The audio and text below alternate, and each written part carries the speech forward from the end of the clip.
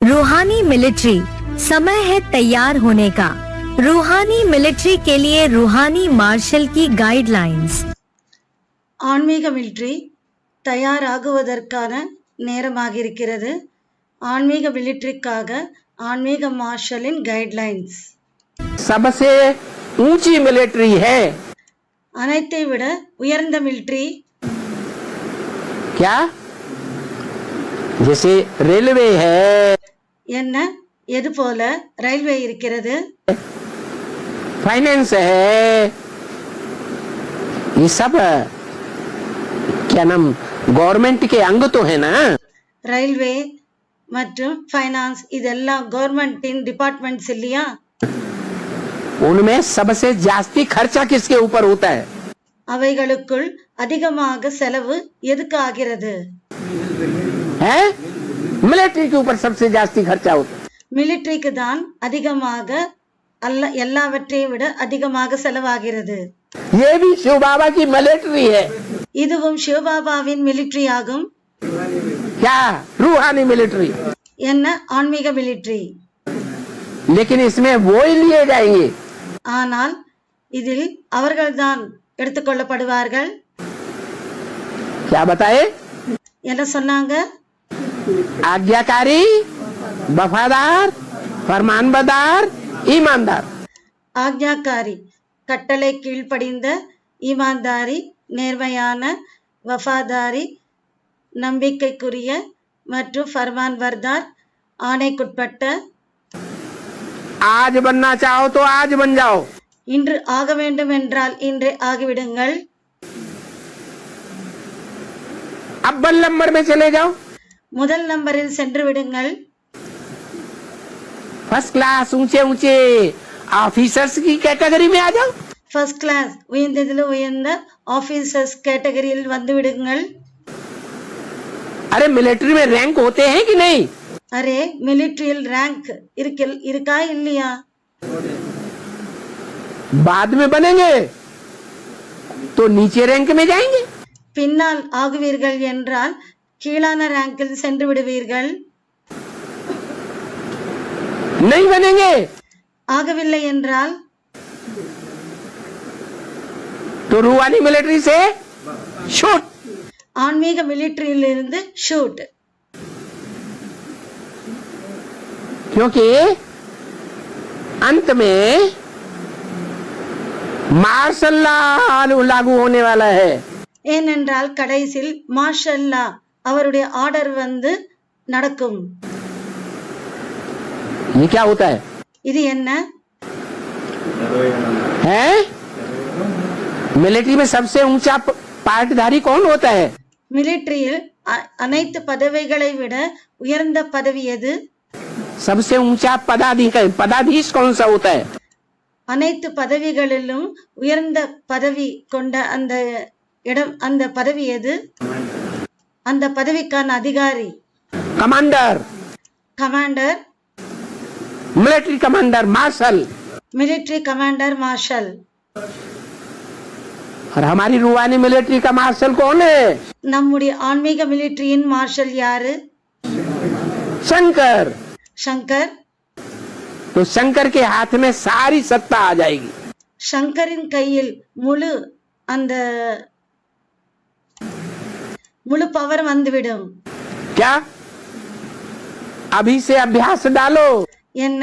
இப்போதிலிருந்தே அந்த பயிற்சியை போடுங்கள். किस बात का? எந்த விஷயத்துக்கு? आज्ञाकारी, वफादार, फरमानबरदार, ईमानदार. ஆணைக்குட்பட்ட, கட்டளை கீழ்ப்படிந்த, நம்பிக்கையுடைய மற்றும் நேர்மையுடைய. अभी से अभ्यास नहीं डाला இப்போதிலிருந்தே இந்த பழக்கத்தை போடவில்லை என்றால் तो अंत मते सोई गति हो जाएगी. பிறகு அந்த மத்தே சோகத்தே ஆகிவிடும். கடைசி நிலை எந்த நிலை இருக்குமோ அந்த நிலையே ஆகிவிடும். अभी अवज्ञा करते रहे तो अंत में क्या होगा? இப்போது நீங்கள் அடிக்கடி இது போல கட்டளை கீழ்ப்படியாமல் இது போலயே செய்து கொண்டிருந்தால் கடைசியில் என்ன ஆகும்?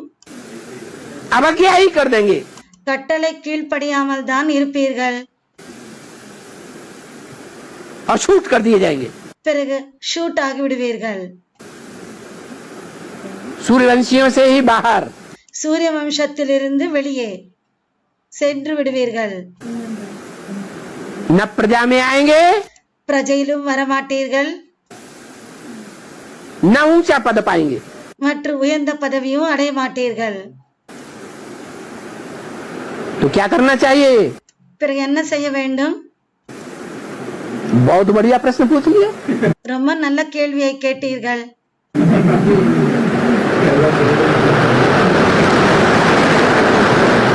और वफादारी का अर्थ मालूम है? வஃபாதாரி, இதுக்கான அர்த்தம் உங்களுக்கு தெரியுமா? है? पत्नी के संबंध में, पति के संबंध में மனைவியின் சம்பந்தத்தில், கணவனின் சம்பந்தத்தில் वफादारी होती है. நம்பிக்கை இருக்கிறது. அந்த அந்த சம்பந்தத்தில் நம்பிக்கை வருகிறது. पति पत्नी के संबंध में கணவன் மனைவி என்ற சம்பந்தத்தில் क्या बात गोपनीय रखने की होती है? எந்த விஷயம் குப்தமாக ரகசியமாக வைத்துக் கொள்ள வேண்டும், और कौन सी बात दूसरों से कहने की होती है? எந்த விஷயத்தை வெளியில் சொல்ல வேண்டியது இருக்கிறது. इसमें अंतर है या नहीं है? இதில் எந்த விஷயத்தை குப்தமாக வைக்கணும், எந்த விஷயத்தை வெளியில் சொல்லணும், இதில் வித்தியாசம் இருக்கா இல்லையா? पति पत्नी का संबंध ऐसा प्यारा संबंध है கணவன் மனைவி என்ற சம்பந்தம் அந்த அளவுக்கு அன்பான சம்பந்தமாகும். कि अंदर की बात, दोनों के बीच की बात இருவருக்கு நடுவில் இருக்கிற விஷயம் तीसरे को अगर बता दी மூன்றாவது நபருக்கு ஒருவேளை சொல்லிவிட்டால் तो बेवफा औरत है. பிறகு அந்த பெண்ணானவள் நம்பிக்கை இல்லாத பெண்ணாகிறாள். बेवफा आदमी है. அதே போல நம்பிக்கை இல்லாத ஆணாகிறான். पत्नी को मान देता है या नहीं देता है? மனைவிக்கு மதிப்பு கொடுக்கிறாரா அல்லது இல்லையா? नहीं. இல்லை. अगर दूसरों से बोलता है ஒருவேளை அடுத்தவர்களிடம் சொல்கிறான் என்றால் तो मान नहीं देता है. அவன் அந்த கணவர் கௌரவத்தை மதிப்பு கொடுக்கவில்லை. वफादार नहीं है. வஃபாதார் இல்லை அங்கே. ऐसे ही आज्ञाकारी. அதே போலதான் ஆக்ஞாக்காரி, கட்டளை கீழ்ப்படிந்த. पिता और पुत्र के संबंध में आज्ञाकारी होना चाहिए. தந்தை மகன் என்ற சம்பந்தத்தில் கட்டளை கீழ்ப்படிந்தவர்களாக இருக்க வேண்டும். जो बाप ने आज्ञा की, தந்தை எந்த கட்டளை இட்டாரோ, हाँ जी, ஹாஜி, ஆமாம், ஆம், ना नहीं करना है. இல்லை என்று சொல்லக்கூடாது. तो बाप और बेटी का संबंध पक्का है. எனவே அப்போது தந்தை மற்றும் மகனுடைய சம்பந்தம் பக்காவாக இருக்கிறது. ना कर दिया ஒருவேளை இல்லை என்று சொல்லிவிட்டால், माने बाप का खून है ही नहीं, किसी அதாவது அங்கே தந்தையின் ரத்தமே இல்லை, दूसरे का खून बैठ गया इसके अंदर. இவனுக்குள் இன்னொருத்தரின் ரத்தம் நுழைந்து விட்டது. इसको किसी दूसरे ने पैदा किया है. இவரை இன்னும் வேறொருவர் பிறப்பு கொடுத்திருக்காங்க. बाप ने पैदा नहीं किया, தந்தைக்கு பிறக்கவில்லை. इसलिए इनकार करता है. அதனால் தான் மறுக்கிறார்.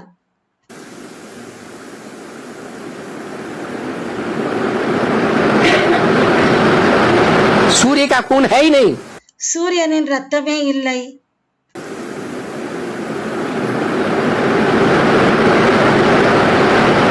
फरमान बरदार. फरमान बरदार, ஆணைக்குட்பட்ட.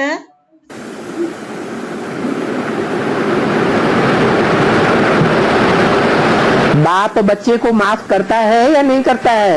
தந்தை மகனை மன்னிப்பாரா, மன்னிக்கிறாரா அல்லது இல்லையா? करता है। மன்னிக்கிறார்। और गुरु? गुरु माफ नहीं करेगा। குரு மன்னிக்க மாட்டார்। जो फरमान निकाल दिया उस फरमान को तुरंत मानना पड़े। எந்த ஆணையை அவர் குரு பிறப்பிக்கிறாரோ அந்த ஆணையை வந்து செய்தாக வேண்டும், அந்த ஆணைக்குட்பட வேண்டும்। नहीं माना? ஒருவேளை ஏற்றுக்கொள்ளவில்லை என்றால் ना फरमान, அப்போது ஆணைக்குட்படாதவர்களாக ஆகிவிடுகிறார்கள்। खेल खलास हो गया। ஆட்டம் முடிந்து விட்டது। ईमानदार, ஈமான்தார் நேர்மையான,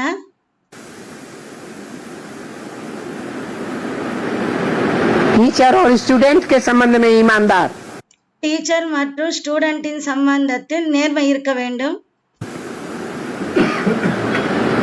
टीचर जो पढ़ाई पढ़ा रहा है, जो श्रीमत दे रहा है, டீச்சர் எந்த படிப்பை படிப்பித்துக் கொண்டிருக்கிறாரோ, எந்த ஸ்ரீமத்தை கொடுத்து கொண்டிருக்கிறாரோ उस श्रीमत को ईमानदारी से पूरा करना। அந்த ஸ்ரீமத்தை நேர்மையாக முடிக்கணும்। ऐसे नहीं आधा किया आधा छोड़ दिया। அப்படி இல்லை, பாதி செய்து பாதி விட்டு விடுவது, आधा स्वार्थ में लगाया, பாதி வந்து சுயநலத்துக்காக ஈடுபடுத்தி, आधा ईश्वरीय सेवा में लगाया। பாதியை வந்து ஈஸ்வரிய சேவைக்கு வந்து ஈடுபடுத்துவது। नहीं, இல்லை, पूरा ईमानदारी से काम करना। முழுவதுமாக நேர்மையாக வேலை செய்ய வேண்டும்। एक पैसा भी चुरा लिया, ஒரு பைசாவையாவது திருடிவிட்டால் या बिना बताए खर्च कर दिया, அல்லது சொல்லாமல் செலவு செய்தால் तो ईमानदार है या चोर है? அப்போது அவர்கள் வந்து நேர்மையானவர்களா அல்லது திருடர்களா? असंख्य चोर हरामखोरों की लिस्ट में आ जाते हैं। அசங்கிய சோர், ஹராம் கோர், எண்ணற்றவர்கள், திருடுபவர்கள், எண்ணற்றவர்கள், ஏமாற்றுபவர்கள் அந்த லிஸ்டில் வந்து விடுவார்கள்। कख का चोर 100 लाख का चोर। கக்கு கா சோர் और 100 लाख का चोर। கொஞ்சம் திருடினாலும் லட்சத்தை வந்து திருடுவதற்கு சமம்। थोड़ी चीज चुराई கொஞ்சம் பொருளை வந்து திருடினாலும் तो भी चोर। அப்போதும் திருடன்தான்। और करोड़ों रुपया चुरा के रख लिया கோடி கணக்கில் வந்து பணத்தை வந்து திருடி வைத்துக் கொண்டால், और भाग गया ஓடிவிட்டால் ஓடிவிடுகிறான், तो भी चोर। அப்போதும் திருடன்தான்। तो यज्ञ की चोरी करना तो बहुत ही खराब बात है।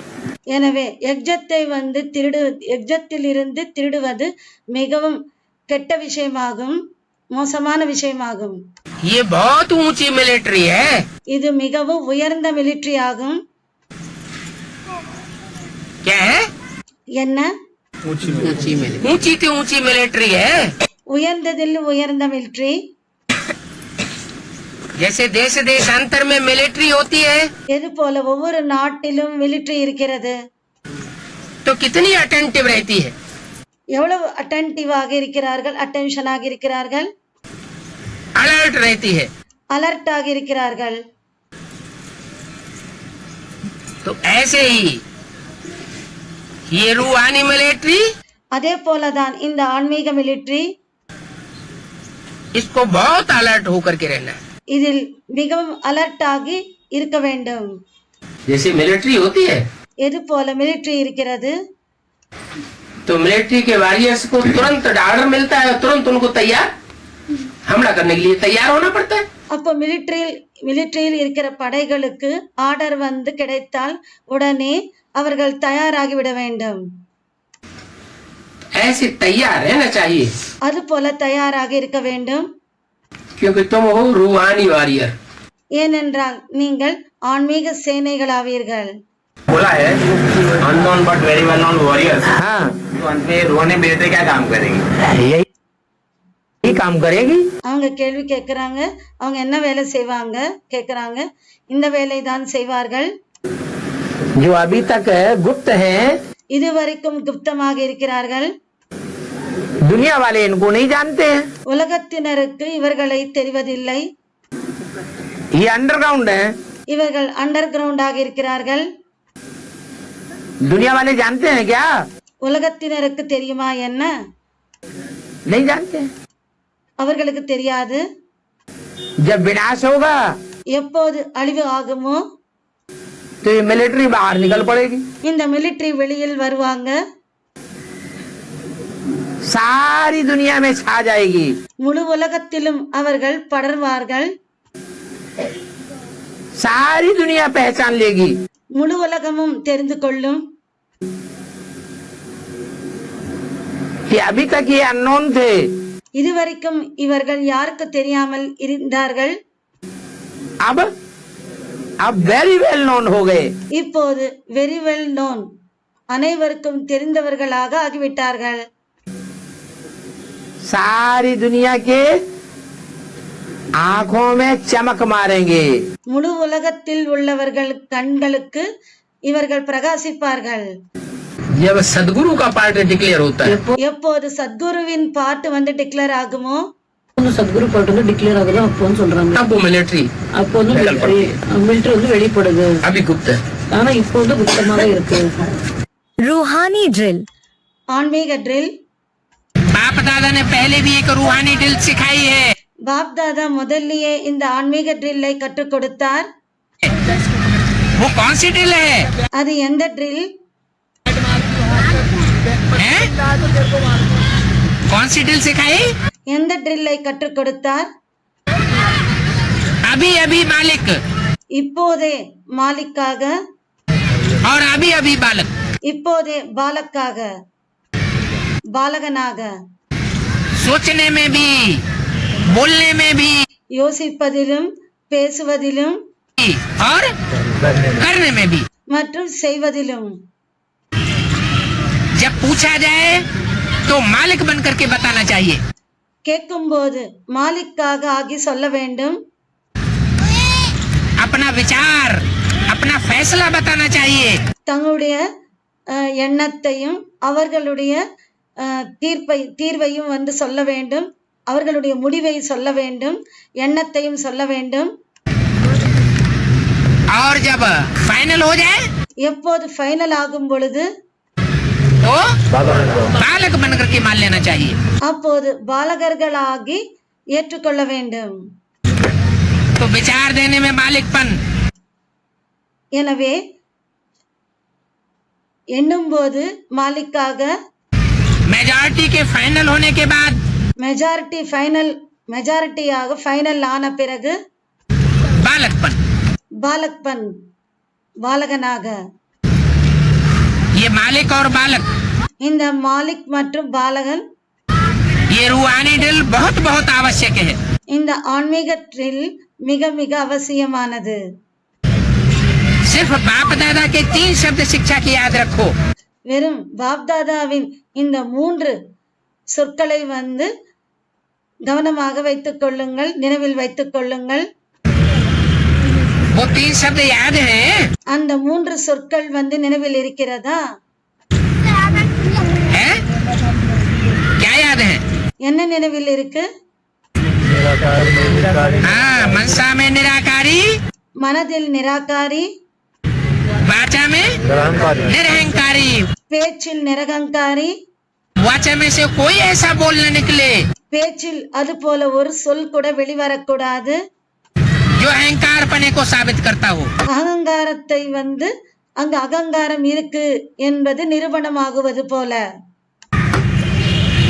हैं? और कर्म में மற்றும் செயலில் कोई भी कर्म ऐसा न हो எந்த ஒரு கர்மமும் அப்படி ஆகவிடக்கூடாது जो विकारी कर्म साबित हो कर्मेंद्रियों से. அது கர்மேந்திரியங்கள் மூலமாக விகார கர்மமாக நிரூபணமாகுவது போல.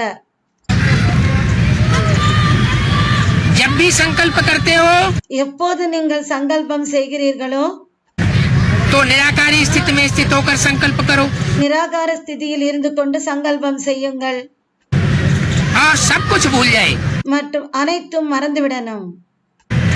लेकिन ये 3 शब्द न बोलो ஆனால் இந்த 3 சொற்களை சொல்லாதீர்கள். कौन कौन से எந்தெந்த சொற்கள்?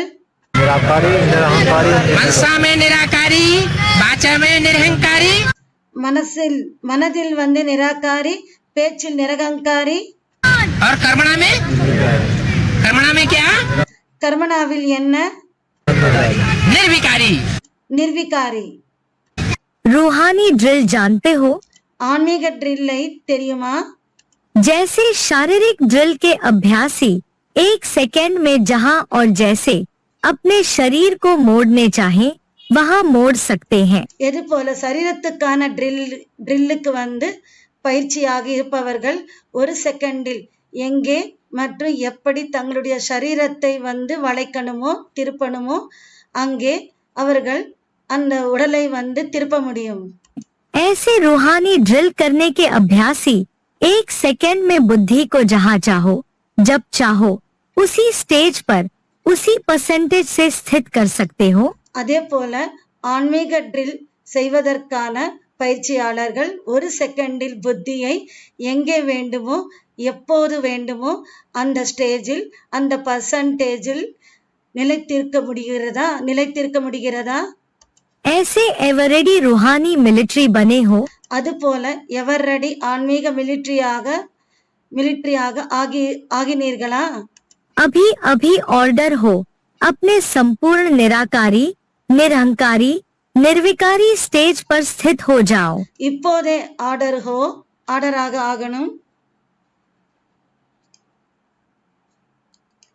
இப்போதே ஆர்டர் வந்தால் தங்களுடைய சம்பூர்ண நிராகாரி நிரகங்காரி நிர்விகாரி ஸ்டேஜில் நிலைத்து விடுங்கள்.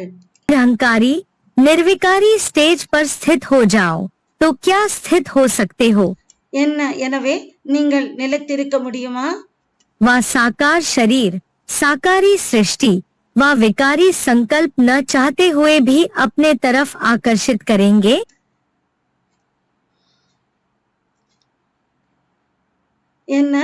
நீங்கள் சாகார சரீரம் மற்றும் சாகார திருஷ்டி மற்றும் விகாரி சங்கல்பங்கள் விரும்பவில்லை என்றாலும் தங்களின் பக்கமாக ஆகர்ஷித் ஈர்ப்பு செய்கிறதா? इस देह के आकर्षण से परे 1 सेकेंड में हो सकते हो. இந்த தேகத்தின் ஈர்ப்பிலிருந்து 1 செகண்டில் நீங்கள் கடந்துவிட முடியுமா? हार और जीत का आधार 1 सेकेंड ही होता है. வெற்றி மற்றும் தோல்விக்கு ஆதாரம் 1 செகண்ட் தான் இருக்கிறது. तो 1 सेकेंड की बाजी जीत सकते हो. அந்த 1 செகண்டை வந்து அந்த பந்தயத்தை வெற்றி அடைய முடியுமா? ऐसे विजय अपने आप को समझते हो. அப்படிப்பட்ட வெற்றியாளராக உங்களை நீங்கள் நினைக்கிறீர்களா? अव्यक्त वाणी तारीख 1 नवंबर 1971 पृष्ठ 1 आदि. அவ்வக்தவாணி டேட் 1/11/71 1ஆம் பக்கத்தின் ஆரம்பத்தில். तुम जानते हो कि हम शिव शक्ति सेना है. நீங்கள் தெரிந்திருக்கிறீர்கள் நாம் சிவசக்தி சேனை என்று. तो ये तो बच्चे जानते हो எனவே குழந்தைகள் நீங்கள் இதை தெரிந்திருக்கிறீர்கள். कि सेना हो சேனைகள் यहाँ कोई ड्रिल वगैरह नहीं सीखनी है बच्चों को. இங்கே குழந்தைகளுக்கு ட்ரில் முதலியவை வந்து கற்றுக்கொள்ள வேண்டியதில்லை. तुम बच्चों की है ही रूहानी ड्रिल.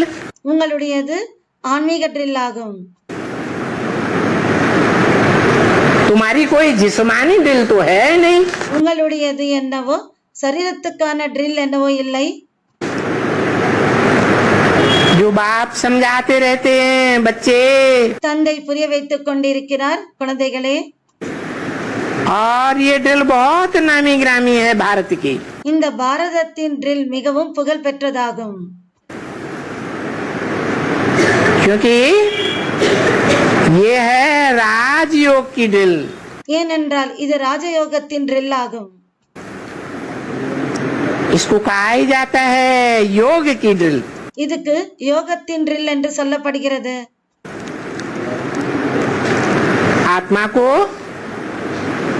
परमपिता परमात्मा के साथ योग लगाना है. ஆத்மாவுக்கு பரம்பிதா பரமாத்மாவுடன் யோகத்தை வைக்கணும். अपने आप को चेक करो कि உங்களை நீங்களே செக் செய்யுங்கள். कर्मेंद्रिय जीत बने हैं. கர்மேந்திரியத்தின் மீது வெற்றி அடைந்தீர்களா? आवाज में नहीं आने चाहे तो यह मुख का आवाज अपनी तरफ खींचता तो नहीं है. ஆவாஸில் சத்தத்தில் நீங்கள் வர விரும்பவில்லை என்றாலும் கூட இந்த வாய் மூலமான அந்த சத்தம் தங்களின் பக்கமாக இழுப்பதில்லையே. इसी को ही रूहानी ड्रिल कहा जाता है. இதுக்குதான் ஆன்மீக ட்ரில் என்று சொல்லப்படுகிறது. जैसे वर्तमान समय के प्रमाण शरीर के लिए सर्व बीमारियों का इलाज एक्सरसाइज सिखाते हैं, तो इस समय आत्मा को शक्तिशाली बनाने के लिए यह रूहानी एक्सरसाइज का अभ्यास चाहिए. எது போல நிகழ்கால அந்த நேரத்தின்படி சரீரத்துக்காக அனைத்து நோய்களுக்கும் ட்ரீட்மெண்ட்டுக்கு எக்ஸசைஸ் கற்றுக் கொடுக்கிறார்கள். எனவே இந்த நேரத்தில் ஆத்மாவை சக்திசாலியாக ஆக்குவதற்கு இந்த ஆன்மீக எக்ஸசைஸின் பயிற்சி வேண்டும். चारों ओर कितना भी वातावरण हो, हलचल हो, लेकिन आवाज में रहते आवाज से परे स्थिति का अभ्यास अभी बहुत काल से चाहिए. நாலா பக்கத்தில் எவ்வளவுதான் வாயுமண்டலம் எப்படி இருந்தாலும்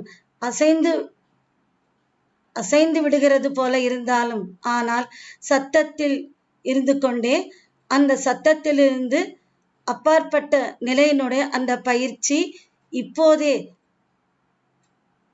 மிக நீண்ட காலத்துக்காக வேண்டும். शांत वातावरण में शांति की स्थिति बनाना यह कोई बड़ी बात नहीं है.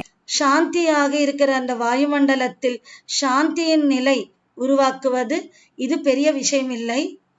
अशांति के बीच आप शांत रहो, यही अभ्यास चाहिए.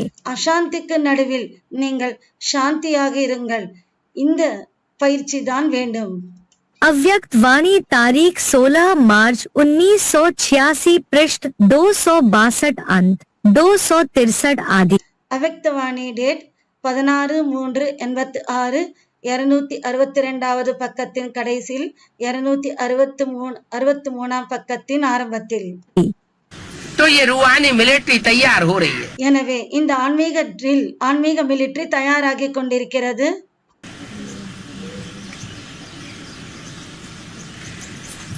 रूहों को पहले प्रैक्टिस कौन सी करनी है? ஆன்மாக்களுக்கு முதல் பிராக்டிஸ் என்ன செய்ய வேண்டும்?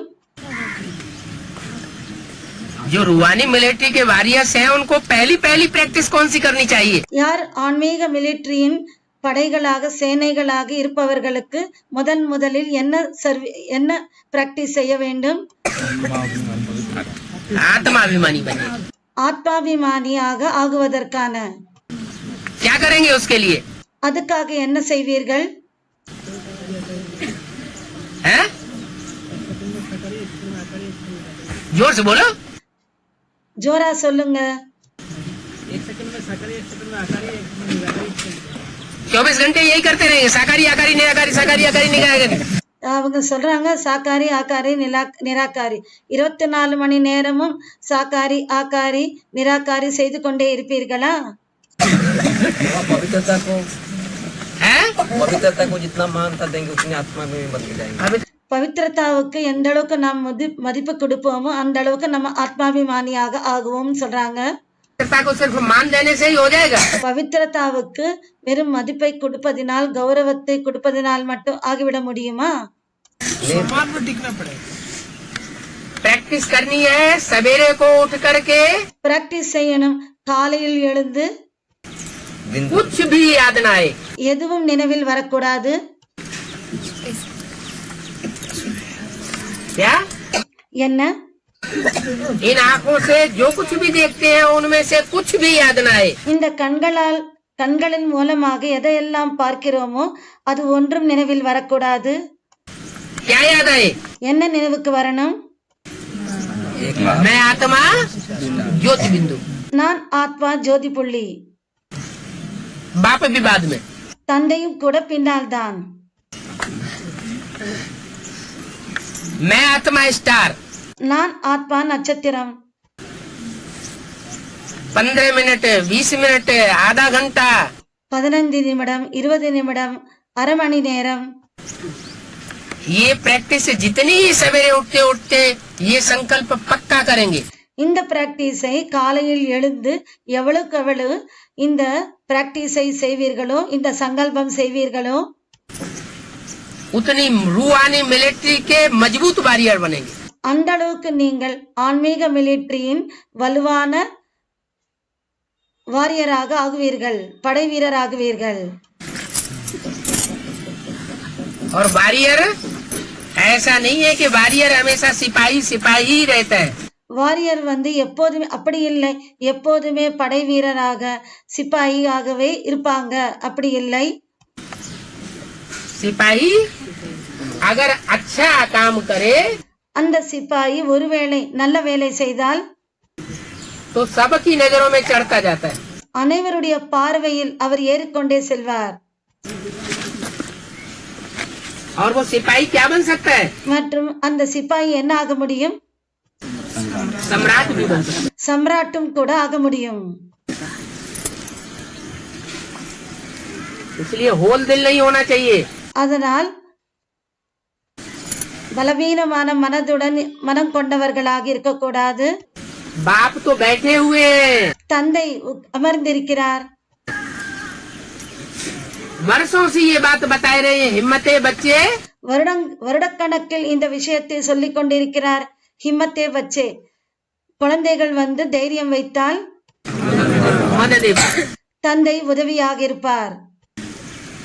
अब हिम्मत ही नहीं करेंगे तो बाप मदद क्या करेंगे? இப்போது தைரியமே வைக்கவில்லை என்றால் தந்தை என்ன உதவி செய்வார்? तो पहली हिम्मत है எனவே முதல் ஆன தைரியம் अपने को आत्माभिमानी अमृत वेले प्रैक्टिस करने की. ஆத்மாபிமானியாக ஆகுவதற்கு அமிர்த வேளையில் பயிற்சி செய்ய வேண்டும்.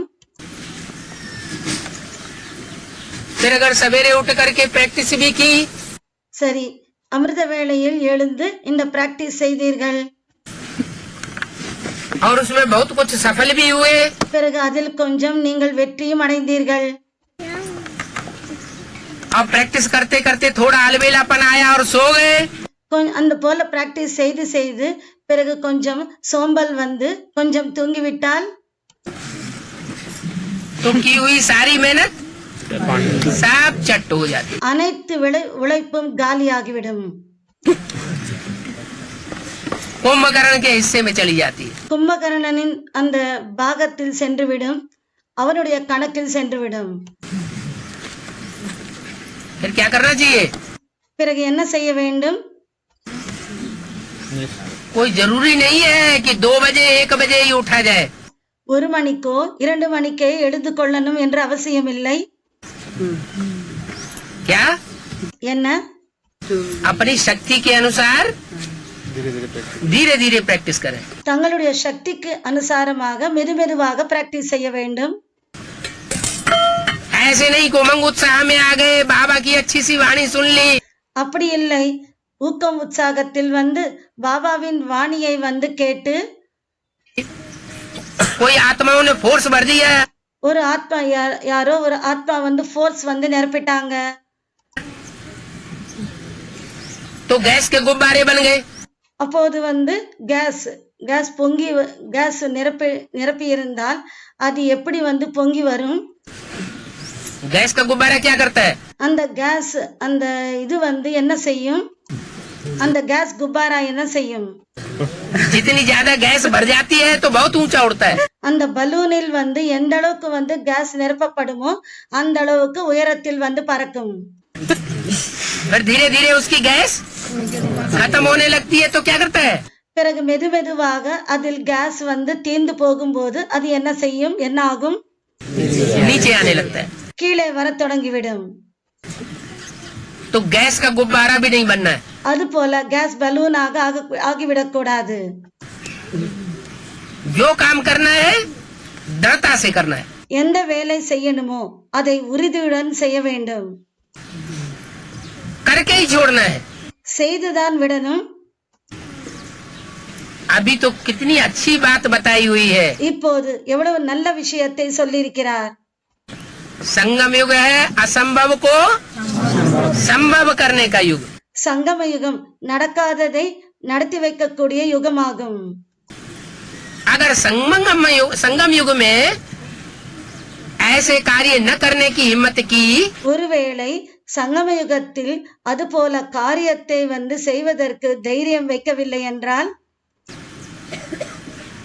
हिम्मत पस्त होने लगे, தைரியத்தை இழந்துவிட்டால், तो और किसी जन्म में हिम्मतवान नहीं बनेंगे. பிறகு எந்த ஜன்மத்திலும் தைரியம் உடையவர்களாக ஆக மாட்டீர்கள்.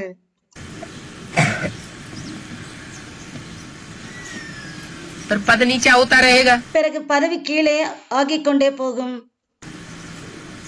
दास दासी बनते रहेंगे. தாசதாசியாக ஆகிக் கொண்டே இருப்பீர்கள்.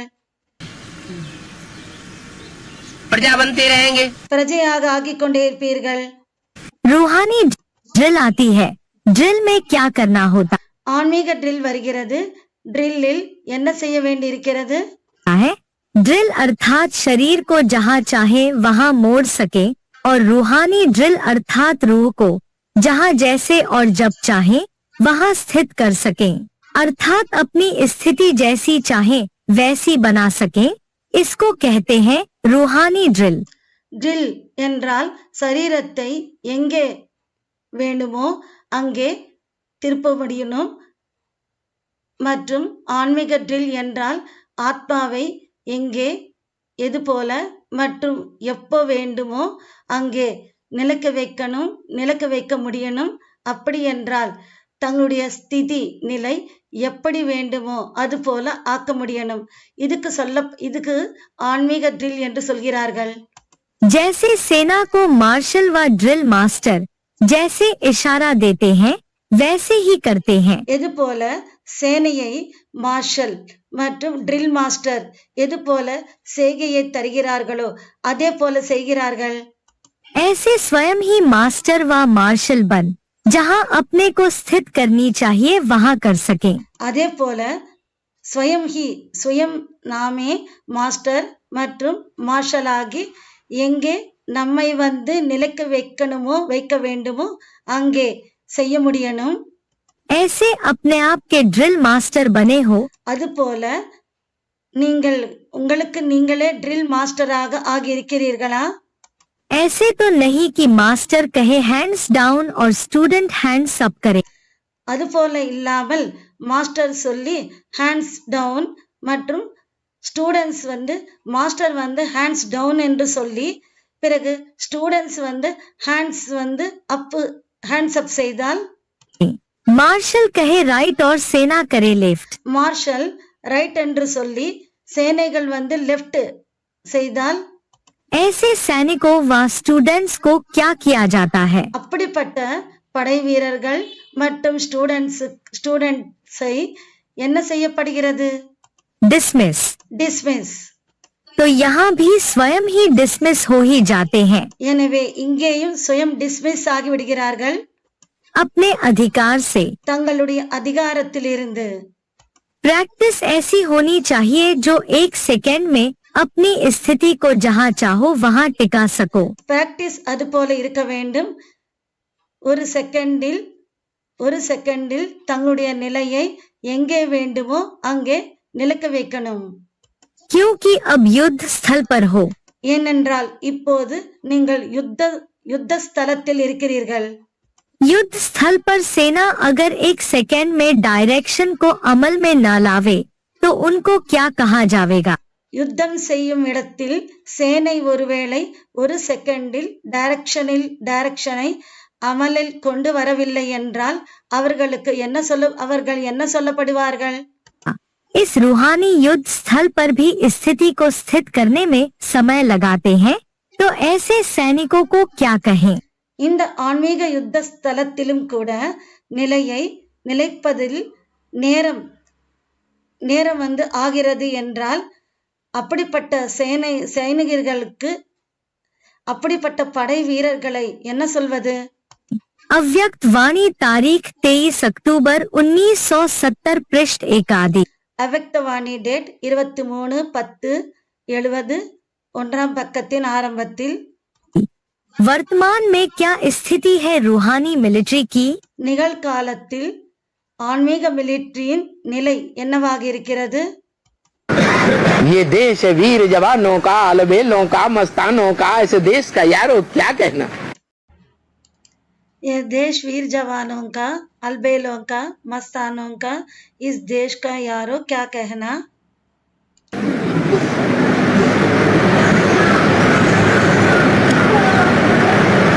अलबेलेपन में हैं, சோம்பேறித்தனத்தில் இருக்கிறார்களா? अलबेलेपन की नींद में सो रहे हैं, அந்த சோம்பேறித்தனம் என்ற தூக்கத்தில் தூங்கிக் கொண்டிருக்கிறார்களா? प्रमाद में सो रहे हैं, கவனக்குறைவில் தூங்கிக் கொண்டிருக்கிறார்களா? गफलत में हैं, அலட்சியமாக இருக்கிறார்களா? या अमृत वेला सफल हो रहा है। அல்லது அமிர்த வேளை வெற்றியாகிக் கொண்டிருக்கிறதா? 78 साल पूरे होने जा रहे। 78 வருடங்கள் முடிய உள்ளது। बाबा की पढ़ाई अभी भी चालू है। பாபாவின் படிப்பு இப்போதும் கூட நடந்து கொண்டிருக்கிறது। 78 साल में भी आंखें नहीं खुली हैं।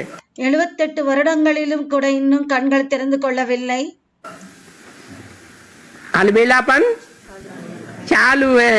சோம்பேறித்தனம் இன்னும் இருக்கிறது। इसलिए मुस्लिम क्रिश्चियन धर्म वालों को, அதனால் அந்த முஸ்லிம் மற்றும் கிறிஸ்டியன் தர்மத்தினருக்கு गुस्सा आता கோபம் வருகிறது। है इन्होंने ऐसा अलबेलापन क्यों किया। இவர்கள் இது போல சோம்பேறித்தனத்தை ஏன் செய்தார்கள்? हम तो अलर्ट रहेंगे। நாங்களோ அலர்ட்டாக இருப்போம்। इसलिए देखने में आता है அதனால் பார்ப்பதற்கு தெரிய வருகிறது।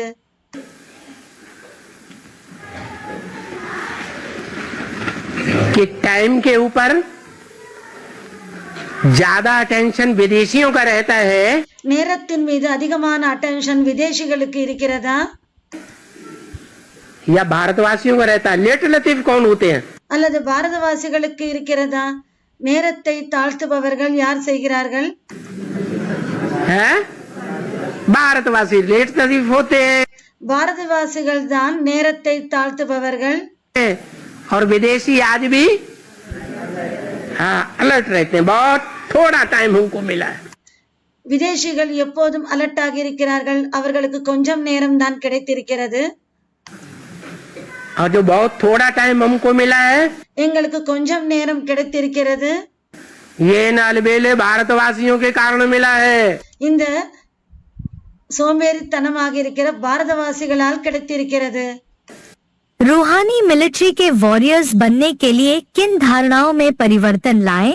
ஆன்மீக மிலிட்டரியின் வாரியர்ஸ் ஆகுவதற்காக எந்த தாரணைகளில் பரிவர்த்தனை மாற்றம் கொண்டு வர வேணும்? अनुशासन, கட்டுப்பாடு। सबसे ऊंचा महकमा कौन सा है। அனைத்தை விட உயர்ந்த டிபார்ட்மெண்ட் எது, பிரிவு எது?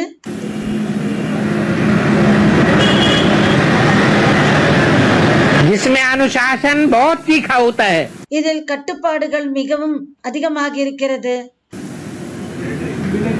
मिलिट्री மிலிட்டரி तो ऐसे ही है। எனவே அது போலதான் ये देवी देवता सनातन धर्म, இந்த தேவி தேவதா சனாதன தர்மம் रूहानी मिलिट्री वाले हैं। ஆன்மீக மிலிட்டரிக்காரர்கள் जब बाप आते हैं तो जल्दी रूहानियत की स्टेज को पकड़ लेते हैं। தந்தை வரும்போது அவர்கள் சீக்கிரமாக ஆன்மீக ஸ்டேஜை பிடித்துக் கொள்கிறார்கள்। जैसे उस मिलिट्री में जब युद्ध लगता है, எது போல அந்த மிலிட்டரியில் யுத்தம் நடக்கிறது। लड़ाई लगती है कोई जोर से, எப்போதாவது ஜோரா ஃபோர்ஸாக வந்து யுத்தம் நடக்கிறது।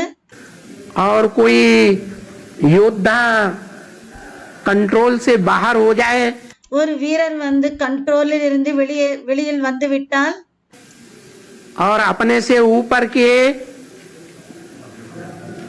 ऑफिसर की बात न माने, தன்னை விட மேலே இருக்கிற ஆபீசர் அவருடைய பேச்சை கேட்கவில்லை என்றால், मना कर दे तो மறுத்துவிட்டால் क्या करते हैं? என்ன செய்கிறார்கள்? फौरन गोली मार देते हैं, ठा! உடனே தான் என்று குண்டு போட்டு விடுவார்கள். कोर्ट कचहरी नहीं चलाते, நீதிமன்றம் கூட தேவையில்லை, நீதிமன்றம் கூட அவர்களுக்கு இல்லை. हैं? बिल्कुल कोर्ट कचहरी नहीं चलाते. முற்றிலும் அங்கே வழக்கு வந்து அங்கே நடக்காது. अगर बाप का तंत्र है, ஒருவேளை தந்தையின் ஆட்சி और वो तंत्र मिलिट्री तंत्र है, அந்த ஆட்சி வந்து மிலிட்டரியின் ஆட்சி ஆகும். रूहानी मिलिट्री है, ஆன்மீக மிலிட்டரி. उसे कहते हैं अनुशासन. அதுக்கு அனுசாசன், கட்டுப்பாடு என்று சொல்கிறார்கள். अनुशासन के हिसाब से जो निमित्त है, அந்த கட்டுப்பாடின் அந்த கணக்கின்படி யார் நிமித்தமாக இருக்கிறார்களோ, आगे से निमित्त बना हुआ है, அவர்கள் முன்னால் வந்து நிமித்தமாக இருக்கிறார்கள். और वो कोई गलत कदम उठा रहा है, யாராவது ஒருத்தர் வந்து தவறான அடி எடுத்து வைத்துக் கொண்டிருக்கிறார், या गलत डायरेक्शन दे रहा है, அல்லது தவறான டைரக்ஷன் வந்து கொடுத்து கொண்டிருக்கிறார், तो थोड़े समय के लिए उस डायरेक्शन को भी मानना पड़ता है. கொஞ்ச நேரத்திற்காக அந்த டைரக்ஷனை வந்து ஏற்றுக்கொள்ள வேண்டி இருக்கிறது. तब तक के लिए जब तक कि हम उस बात को ऊपर तक न पहुंचे. எது வரைக்கும் என்றால் அந்த விஷயம் வந்து மேல கொண்டு போய் சேர்க்காத வரைக்கும். नहीं तो अनुशासन बिगड़ जाता है. இல்லை என்றால் கட்டுப்பாடுகள் வந்து கெட்டுவிடும். पारिवारिक व्यवस्था बनाने के लिए पहली बात है अनुशासन. அந்த குடும்ப அமைப்புக்காக முதல் விஷயம் அந்த கட்டுப்பாடுகள் வேண்டும். अनुशासन जब टूट जाता है, அந்த கட்டுப்பாடுகள் எப்போது வந்து உடைந்து விடுகிறதோ, तो कोई भी पारिवारिक व्यवस्था स्थायी नहीं रह सकती. எந்த ஒரு குடும்ப அமைப்பு நிலையாக இருக்க முடியாது. ऐसे नहीं அப்படி இல்லை, कि सरेंडर होने की हिम्मत कर पाए बाद में. சரண்டர் வந்து ஆகுவதற்கு பின்னால் தான் தைரியத்தை வைக்கிறார்கள்.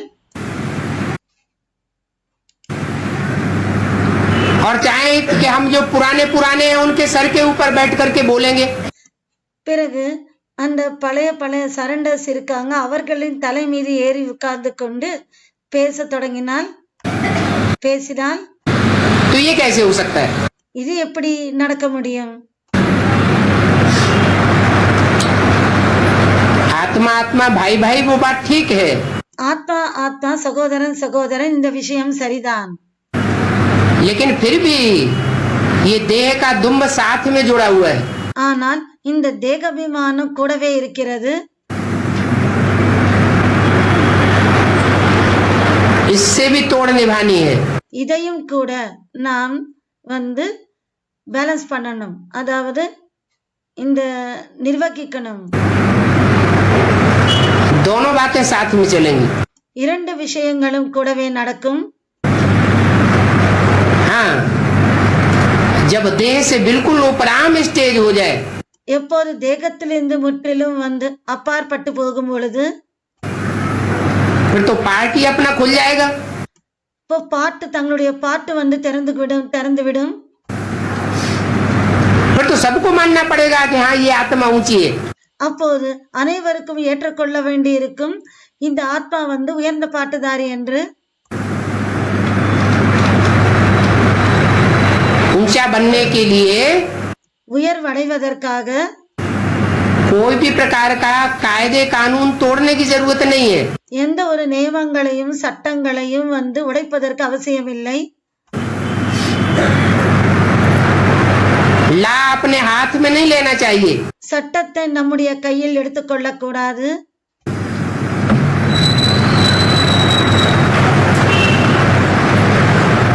कोई आत्मा हमको नीचे गिराती है, யாரோ ஒரு ஆத்மா நம்மை கீழே விழ வைக்கிறது. चलो हमने चुपचाप रह गए, சரி, நாம் அமைதியாக இருந்து விட்டோம். एक कान से सुना दूसरे कान से निकाल दिया। ஒரு காதால் கேட்டு இன்னொரு காதால் நாம் வெளியேற்றி விட்டோம் அதை. क्या हम नीचे गिर जाएंगे क्या वास्तव में? உண்மையில் நாம் கீழே விழுந்து விடுவோமா என்ன? नहीं, இல்லை. थोड़ा रिगार्ड हो जाता है कि हाँ भाई हमने रिगार्ड दिया। கொஞ்சம் மதிப்பு ஏற்படுகிறது. ஆம், நாம் ரிகார்டை கொடுத்தோம். उन्होंने कहा, அவர் சொன்னார், हमने सुन लिया। நாம் கேட்டோம். सच्चाई तो फिर भी सच्चाई रहेगी। உண்மை இருந்தாலும் உண்மையாக ஆகிவிடுகிறது. वहाँ की वातावरण को खराब कर रहे हैं, वहाँ की वातावरण को खराब कर रहे हैं। அவங்க சொல்றாங்க, அங்கே இருக்கிற அந்த சூழல் கெட்டு விடுகிறது. அது போல கெட்டு விடும் பொழுது खराब कर रहे हैं तो निमित्त कौन बन रहे हैं? கெடுக்கிறார்கள் என்றால் யார் அதுக்கு நிமித்தமாக ஆகுறாங்க? जो करेगा सो पाएगा या दूसरा पाएगा? யாரு செய்வார்களோ அவர்கள் அடைவார்களா அல்லது இன்னொருத்தர் அடைவார்களா? यहाँ तो बाप के दरबार में एक एक पैसे पाई का हिसाब किताब है। இங்கே தர்பாரில், பாபாவின் தர்பாரில் ஒவ்வொரு பைசாவுக்கும் கணக்கு இருக்கிறது. जो उल्टा करेगा वो उल्टा पाएगा। யார் தலைகீழாக செய்தால் தலைகீழானது அவர்கள் அடைவார்கள். अच्छा करेगा अच्छा पाएगा। நல்லது செய்தால் நல்லதை அடைவார்கள். वो बुरा करे, அவர்கள் கெடுதலை செஞ்சாலும் उसको बुरा मिलेगा। அவர்களுக்கு கெட்டதுதான் கிடைக்கும். और हम अच्छा करते जाए, நாம் நல்லது செய்தோம் तो हमको अच्छा ही मिलेगा। பிறகு நமக்கு நல்லதுதான் கிடைக்கும். अभी ऐसा टाइम आने वाला है, இப்போது அது போல நேரம் வரப்போகிறது. जैसे मिलिट्री में எது போல மிலிட்டரியில் ऊपर वाले ऑफिसर को नीचे वाला ऑफिसर नजर उठा के नहीं देख सकता। மேல் ஆபீசரை, மேலே இருக்கிற அந்த உயர் அதிகாரியை கீழே இருக்கிற ஆபீசர் பார்வையால் கூட பார்க்க முடியாது. ஏறெடுத்து பார்க்க கூடாது. डिसओबे कर नहीं सकता, டிஸ்ஓபே செய்ய முடியாது. ऐसे ही माला का जो ऊपर वाला मणका होगा, அதே போலதான் மாலையில் மேலே இருக்கிற மணி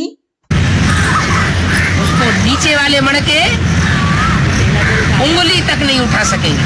மேலே இருக்கிற மணியை கீழே இருக்கிற மணி விரலால் கூட எடுத்து காட்ட முடியாது. अभी तो हर एक दूसरे को उंगली उठाए देता है। இப்போதோ ஒவ்வொருத்தரும் இன்னொருத்தரை விரல் எடுத்து காட்டுகிறார்கள். आपने ऐसा क्यों किया? நீங்கள் ஏன் இப்படி செய்தீர்கள்? इन्होंने ऐसा किया तो हमने ऐसा किया। இவர்கள் இப்படி செய்தார்கள், அதனால் நாங்கள் அப்படி செய்தோம். एकाग्रता के अभ्यासी, ஒருநிலைப்படுத்தவரின் பயிற்சி, ஒருநிலைப்படுத்துவதின் பயிற்சி. अरे योगी को तो ऐसा होना चाहिए। அரே, யோகி என்னவோ அப்படியாக இருக்க வேண்டும். कि रेलवे स्टेशन के महानगर के प्लेटफार्म पर बैठ जाए। ரயில்வே ஸ்டேஷனில் மகாநகரத்தில் பிளாட்ஃபார்மில் உட்கார்ந்திருந்தாலும் और कोई काम धंधा नहीं है ट्रेन के आने की, எந்த ஒரு தொழிலும் இல்லை. बाट जो हो रहा है, ட்ரெயின் வருவதற்கு லேட் ஆகிறது, इंतजार कर रहा है, காத்து கொண்டிருக்கிறோம். तो बाबा की याद में बैठ जाए। பாபாவின் நினைவில் அமர்ந்து கொள்ளணும். अब ऐसे नहीं कि कोई भिखारी निकला, அப்படி இல்லை, யாரோ ஒரு பிச்சைக்காரர் போறாரு, अब किसी ने फूक मारी, யாரோ ஊதுறாங்க, ट्रेन ने फूक मारी, ட்ரெயின் அந்த சத்தம், ட்ரெயினின் அந்த ஊதுற சத்தம் வருகிறது. और उसकी ज्ञान भंग हो जाए, அவருடைய அந்த தியானம் நினைவு கட்டாகணும், கட்டாக கூடாது. ऐसा होना चाहिए। கட்ட ஆகணுமா என்ன? नहीं, இல்லை, कोई उसको डिस्टर्ब नहीं कर सके। யாரும் அவரை டிஸ்டர்ब செய்ய முடியாது. रूहानी मिलिट्री अर्थात जिस्म की फिक्र से भी फारिग। ஆன்மீக மிலிட்ரி என்றால் சரீரத்தின் கவலையிலிருந்து கடந்து விடுவது. अभी आराम की दिनचर्या हो गई। இப்போது தினமும் வந்து ஓய்வுடன் இருக்கிறார்கள். टीचर से क्या समझते हैं? டீச்சர்ஸ் என்ன நினைக்கிறார்கள்? आराम की दिनचर्या मिक्स हो गई है।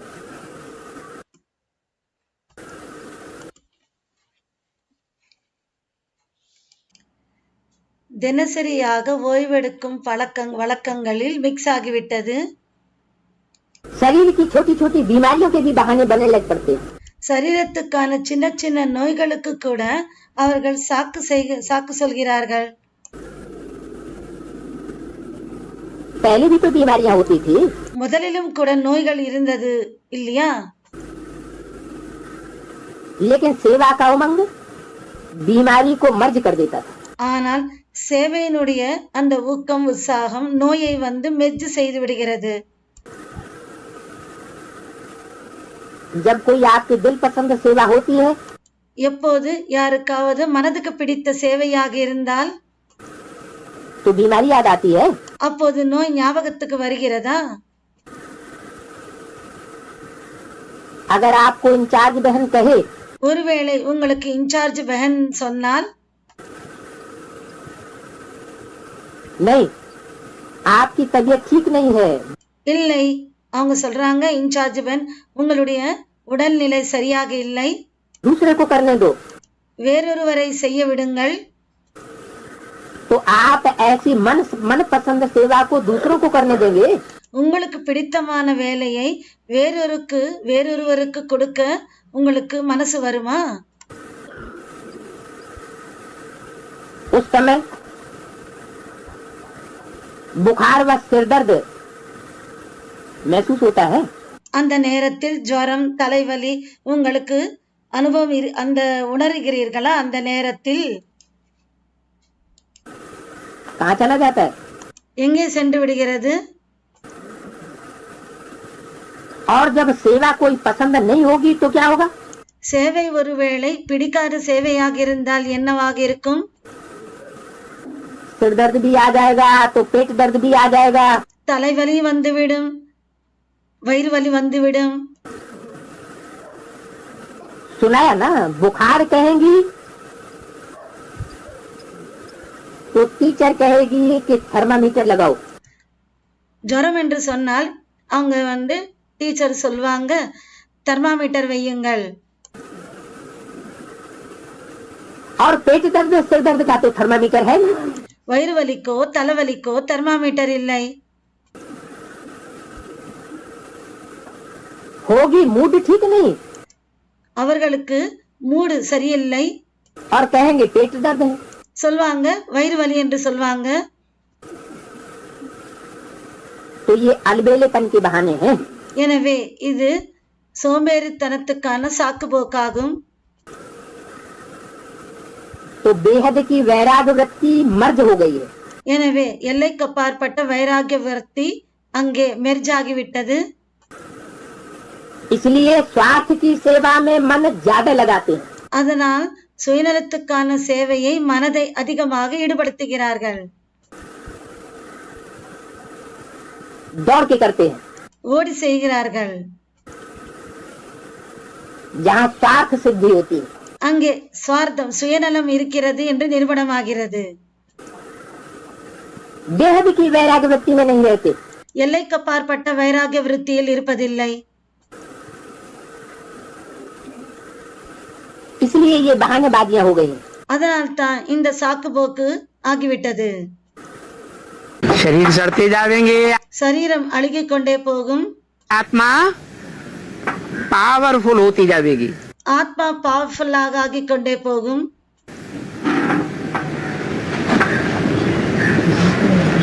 शरीर सड़ते जाएंगे, சரீரம் அழுகிக் கொண்டே போகுமா? शरीर और शरीर की इंद्रियां சரீரம் மற்றும் சரீரத்தினுடைய உறுப்புகள் सड़ती जाएंगी, அழுகிக் கொண்டே போகுமா? आत्मा पावरफुल होती जाएगी, ஆத்மா பவர்ஃபுல்லாக ஆகிக் கொண்டே போகுமா? तो सेवा का कार्य அப்போது சேவையின் காரியம் शरीर के द्वारा करेंगे சரீரத்தின் மூலமாக செய்வீர்களா? या सिर्फ आत्मा के द्वारा करेंगे? வெறும் ஆத்மாவின் மூலமாக செய்வீர்களா?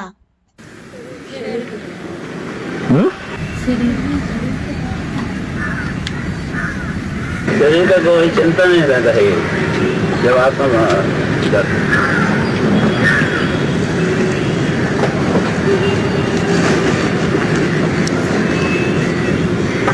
देहं वा पातयामि, தேகம் வா பாத்தயாமி, कार्यं वा साधयामि। காரியம் வா சாதயாமி। देह खलास हो जाए कोई चिंता नहीं, தேகம் முடிந்து போனாலும் எந்த ஒரு கவலையும் இல்லை. लेकिन जो ब्राह्मण का कार्य है ஆனால் பிராமணர்களின் எந்த காரியம் இருக்கிறதோ, मुखवंशावली ब्राह्मण का कार्य क्या? முகவம்சாவளிகளின் அந்த அவர்களின் காரியம் என்ன? जो बाप का धंधा எது தந்தையின் தொழிலோ वो ही बच्चे का धंधा। அதேதான் குழந்தைகளின் தொழிலாகும். शरीर भले कैसा भी हो, சரீரம் எப்படிதான் இருந்தாலும் கூட लेकिन है आत्मा पावरफुल होनी चाहिए। ஆனால் ஆத்மா பவர்ஃபுல்லாக இருக்க வேண்டும். शरीर लुंजम पुंजम हो, சரீரம் லுஞ்சும் பூஞ்சும் ரொம்ப வீக்னஸ் ஆக இருந்தாலும், बीमारियों से भले भरा पूरा हो, நோயால் நிரம்பி நோயால் அந்த உடல் உடம்பு நோயால் இருந்தாலும் கூட, लेकिन ईश्वरीय सेवा के लिए कभी मना नहीं करना है। ஆனால் ஈஸ்வரிய சேவைக்காக எப்போதும் செய்ய மாட்டேன் என்று சொல்லக்கூடாது. फुदकते रहना। குதிக்கணும். शरीर सड़ते जावेंगे, आत्मा पावरफुल होती जाएगी। சரீரம் அழிகிக் கொண்டே போகும், ஆத்மா பவர்ஃபுல் ஆகிக் கொண்டே போகும். कितना भी शरीर सड़ता जाए, ईश्वरीय सेवा में विवेदांत नहीं पड़ेगा।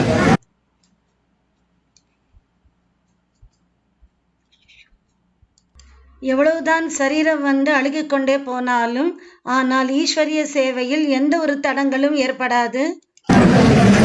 तो आत्मा पावरफुल हुई या कमजोर हुई? எனவே ஆத்மா அங்கே பவர்ஃபுல் ஆனதா அல்லது பலவீனமானதா இருந்ததா? और क्या चाहिए? ஆத்மா பவர்ஃபுல் ஆனதுன்னு சொல்றாங்க. பிறகு என்ன வேண்டும்? आगे बनाने की बात है பாக்கியத்தை உருவாக்குவதற்கான விஷயமா या कोई दूसरी बात है? அல்லது வேற விஷயமா? इसमें कोई भी तरीके से भाग्य बनाना है, ஏதாவது ஒரு வழியில் பாக்கியத்தை உருவாக்கணும். शरीर सड़ता जाएगा, சரீரம் அழுகிக் கொண்டே போகும். माना 5 तत्व जड़ तत्व हैं। அதாவது 5 தத்துவங்கள் ஜடமான தத்துவங்கள். जड़ तत्व ज्ञान नहीं ले सकते, ஜட தத்துவம் ஞானத்தை எடுத்துக்கொள்ள முடியாது. इसलिए ज्ञान न होने के कारण 5 तत्व तो बिगड़ते ही रहेंगे। அதனால் ஞானம் இல்லாத காரணத்தினால் அந்த 5 தத்துவங்கள் கெட்டுக்கொண்டே போகும். इनके उत्थान होने की संभावना नहीं है। இது உயர்வடைவதற்கான அந்த வாய்ப்பே இல்லை. उत्थान होने की संभावना किसकी है? அப்போ உயர்வடைவதற்கான அந்த வாய்ப்பு எதுக்கு இருக்கிறது? आत्मा की। आत्मा ஆத்மாவுக்கு. चैतन्य है, ஆத்மா சைத்தன்யமானது. चैतन्य आत्मा ज्ञान उठा सकती है, சைத்தன்ய ஆத்மா ஞானத்தை எடுத்துக்கொள்ள முடியும். इसलिए चैतन्य आत्मा को पावरफुल बनाते रहो। அதனால் சைத்தன்ய ஆத்மாவை பவர்ஃபுல்லாக ஆக்கிக் கொண்டே இருங்கள். अगर चैतन्य आत्मा पावरफुल है ஒருவேளை ஆத்மா சைத்தன்ய ஆத்மா பவர்ஃபுல்லாக இருக்கிறது என்றால், तो तो भले तुमको ब्लड प्रेशर ही क्यों न हो, உங்களுக்கு பிளட் பிரஷர் இருந்தாலும் கூட, भले तुमको कोई खराब बीमारी भी क्यों न लग जाए, உங்களுக்கு மோசமான நோய் வந்து இருந்தாலும் கூட, भले तुमको शुगर की बीमारी क्यों न लग जाए, உங்களுக்கு சுகர் அந்த நோய் வந்து இருந்தாலும் கூட, तो भी तुम अपना काम ईश्वरीय सेवा அப்போதும் கூட உங்களுடைய வேலை ஈஸ்வரிய சேவை छोड़ेंगे नहीं। விடவே மாட்டீர்கள். तुम्हारी पावरफुल आत्मा உங்களுடைய பவர்ஃபுல்லான ஆத்மா सड़े हुए शरीर से भी அழுகி போகிற அந்த சரீரத்தின் மூலமாகவும் கூட सेवा कराती रहे। சேவை செய்ய வைத்துக் கொண்டிருக்கும். इसलिए बोला அதனால் சொன்னார், कि शरीर सड़ते जावेंगे இந்த உடல் வந்து அழுகிக் கொண்டே போகும், और तुम्हारी आत्मा पावरफुल होती जाएगी। உங்களுடைய ஆத்மா பவர்ஃபுல் ஆகிக் கொண்டே போகும். नष्टो मोहा, நஷ்டமோகா, अपनी देह से भी नष्ट मोहा, தன்னுடைய தேகத்தில் இருந்தும் கூட நஷ்டமோகா. कल खलास होती हो सो आज खलास हो जाए। இந்த உடல் வந்து நாளைக்கு வந்து முடிந்து போகலாம், அது போகுவது இன்றும் கூட முடிந்து போகலாம்.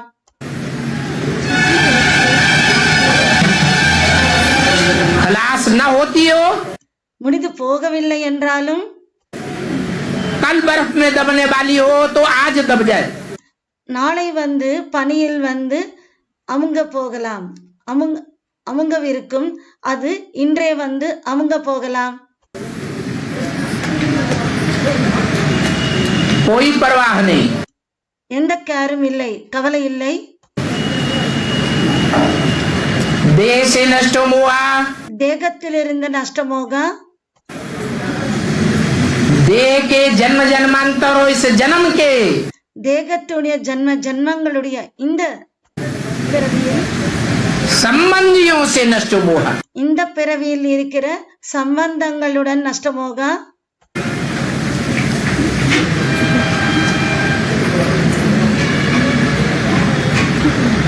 देह के पदार्थों से नष्ट मोहा, தேகத்தின் பதார்த்தங்களிடம் நஷ்டமோகா. ऐसा उनका पुरुषार्थ होगा। அது போல அவர்களுடைய புருஷார்த்தம் இருக்கும். यही उनकी पहचान होगी। இதுதான் அவர்களுடைய அடையாளமாக இருக்கும். श्वासों श्वास उनकी स्मृति में, மூச்சுக்கு மூச்சு அவர்களுடைய ஸ்மிருதியில் நினைவில் एक बाप ही बसा होगा। ஒரு தந்தை தான் குடியிருப்பார்.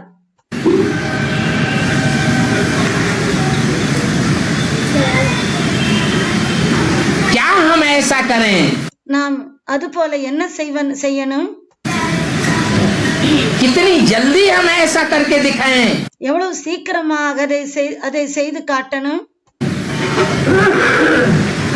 जो बाप हमको अपने गले की माला बना ले, தந்தை நம்மை வந்து தன்னுடைய கழுத்தின் மாலையாக ஆக்கணும், अपने गले से चिपका ले। தன்னுடைய கழுத்துடன் அவர் வந்து நம்மை வந்து ஒட்டி கொள்ளணும். मैं बाप के गले की माला बन जाऊं, நான் தந்தையின் கழுத்தின் மாலையாக ஆகணும். ऐसी हरदम तमन्ना लगी होगी। அது போல ஒவ்வொரு நேரத்திலும் அவர்களுக்கு அந்த ஆசை இருக்கும். कठोर से कठोर काम करने के लिए तैयार हो जाएंगे। ரொம்ப கடினத்திலும் கடினமான வேலை கூட அவர்கள் செய்ய தயாராகுவார்கள். जो बाबा ने बोला है, பாபா சொல்லியிருக்கிறார், तुम बच्चे आए हो सर हथेली पर लेकर, நீங்கள் வந்திருக்கிறீர்கள் குழந்தைகள் தலையை வந்து உள்ளங்கையில் எடுத்துக்கொள்ளுங்கள், अभी काट लो, இப்போதே வெட்டிடுங்கள், ईश्वरी यज्ञ में स्वाहा कर दो। ஈஸ்வரிய சேவையில் ஸ்வாகா செய்து விடுங்கள். ऐसा पुरुषार्थ होगा उनका। அவர்களுடைய புருஷார்த்தம் அப்படி இருக்கும். मिलिट्री में कौन भर्ती किए जाते हैं? மிலிட்ரியில் யார் சேர்க்கப்படுகிறார்கள் जो मरने से डरते हो वो भर्ती किए जाते हैं। யார் வந்து இறப்பதற்கு பயப்படுகிறார்களோ அவர்கள் சேர்க்கப்படுவார்களா? या जो मरने से नहीं डरने वाले हैं वो भर्ती किए जाते हैं। அல்லது இறப்பதற்கு யார் பயப்பட மாட்டார்களோ அவர்கள் சேர்க்கப்படுகிறார்களா? जो मरने से नहीं डरते हैं யார் இறந்து போவதற்கு பயப்பட மாட்டார்களோ वो ही मिलिट्री डिपार्टमेंट में आते हैं। அவர்கள் தான் மிலிட்ரி டிபார்ட்மெண்டில் வருகிறார்கள்। रूहानी सेना के लिए मुख्य लॉ यही है ஆன்மீக சேனைக்கு முக்கியமான லா இதுதான், कि कभी भी अपनी देह को व अन्य देहधारी की तरफ नहीं देखना है। எப்போதும் தன்னுடைய தேகத்தையோ மற்றும் மற்ற தேகதாரியையோ தேகதாரி பக்கமோ பார்க்க கூடாது। बाप की तरफ ही हर कदम उठाना है। தந்தையின் பக்கமாக ஒவ்வொரு அடியையும் எடுத்து வைக்கணும்। यह है रूहानी सेना के लिए मुख्य लॉ। இதுதான் ஆன்மீக சேனைக்கு முக்கியமான லாவாக இருக்கிறது। अगर जरा भी देहधारी व अपनी देह को देखा ஒருவேளை கொஞ்சமாவது தேகதாரியையோ மற்றும் தன்னுடைய தேகத்தை பார்த்தால் तो जो मंजिल है कि बाप तक पहुंचना व बाप से मिलना, எந்த லட்சியம் தந்தையிடம் வரைக்கும் சேரணும் மற்றும் தந்தையை சந்திக்கணும், तो वहां तक पहुंच नहीं सकेंगे। பிறகு அங்கே வரைக்கும் சேர முடியாது। अव्यक्त वाणी तारीख 30 जून 1974 पृष्ठ 86 आदि। அவ்வக்தவாணி டேட் 30/6/74 86வது பக்கத்தின் ஆரம்பத்தில் सरेंडर हो जाते हैं। சரண்டர் ஆகிறார்கள்। बुद्धि कहाँ धरी रहती है? புத்தி எங்கே ஈடுபட்டிருக்கிறது? हैं? माताएं सरेंडर होती हैं। மாதாக்கள் சரண்டர் ஆகிறார்கள்। मेरा बच्चा, मेरा परिवार, मेरा मेरा मेरा मेरा मेरा என்னுடைய பையன், என்னுடைய குடும்பம், என்னுடைய, छूट रही नहीं। அது விடுவதே இல்லை। अरे परिवार सरेंडर हो गए அரே சரண்டர் ஆகிவிட்டார்கள்। तो वहाँ का वही छोड़ो ना। அங்கேயே அதை விட்டுவிடணும் இல்லையா? अब वो कन्याएं भी ऐसी हैं। இப்போது கன்யாக்களும் அப்படித்தான் இருக்கிறார்கள்।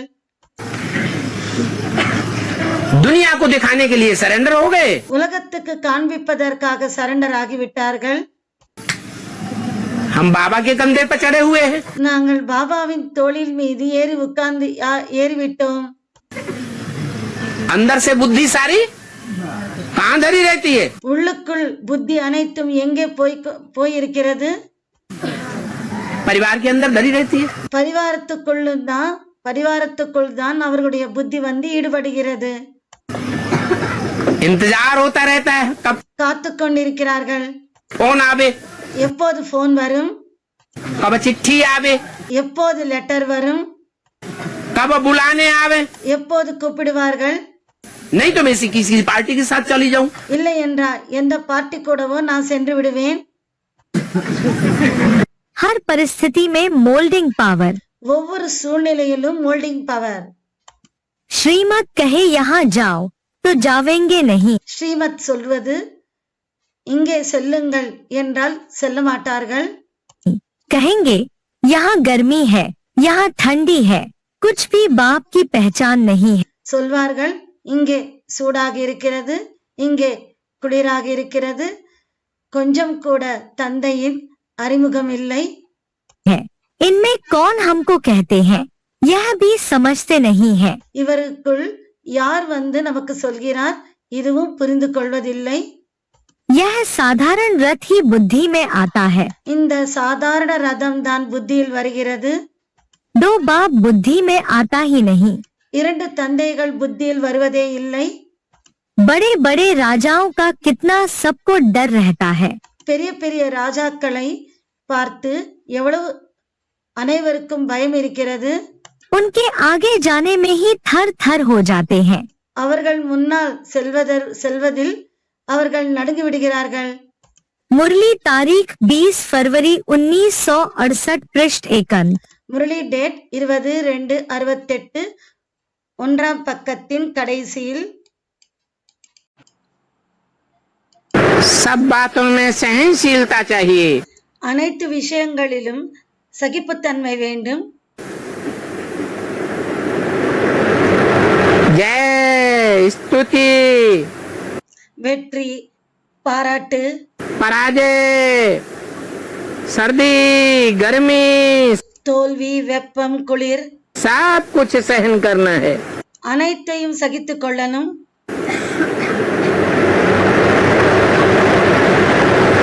क्योंकि समय ही ऐसा है। ஏனென்றால் சமயம் அப்படித்தான் இருக்கிறது. आगे चलकर देखेंगे पानी भी नहीं मिलेगा। போக போக பார்ப்போம், தண்ணீரும் கூட கிடைக்காது.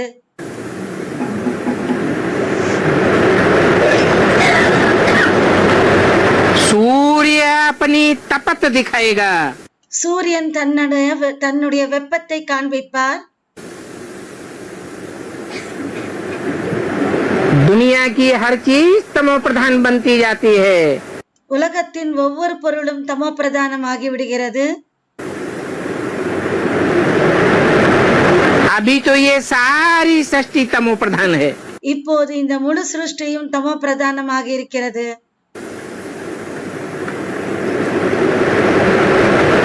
ये तत्व भी तमो प्रधान है।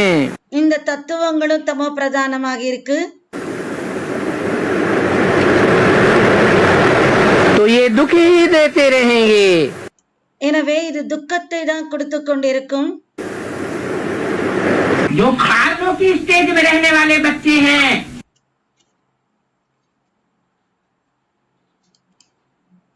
अव्यक्त स्टेज में रहने वाले बच्चे हैं, யார் அவ்வக்த ஸ்டேஜில் இருக்கக்கூடிய குழந்தைகளோ उनको रोने की दरकार है ही नहीं।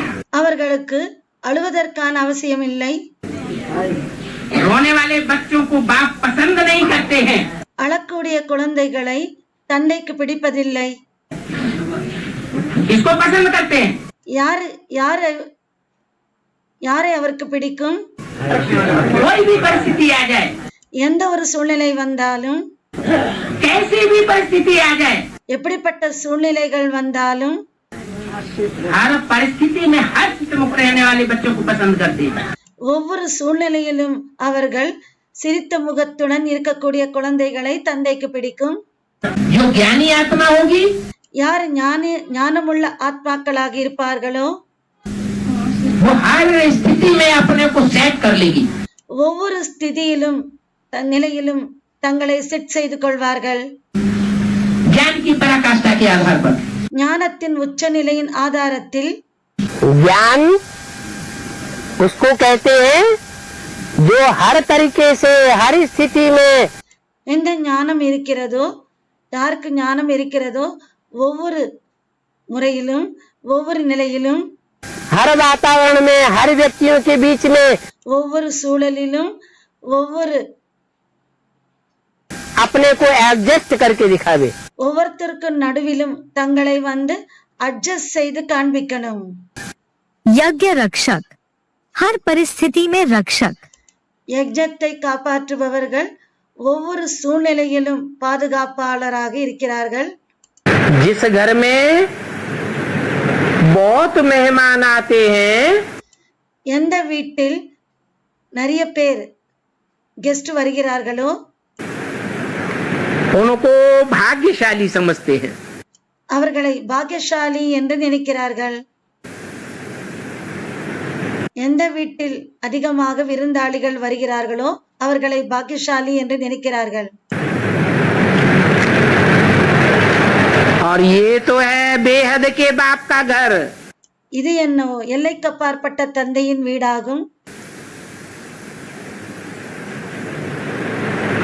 बच्चों को मनसा वाचा कर्मणा, குழந்தைகளுக்கு மனதின் மூலமாக, பேச்சின் மூலமாக மற்றும் செயல்களில்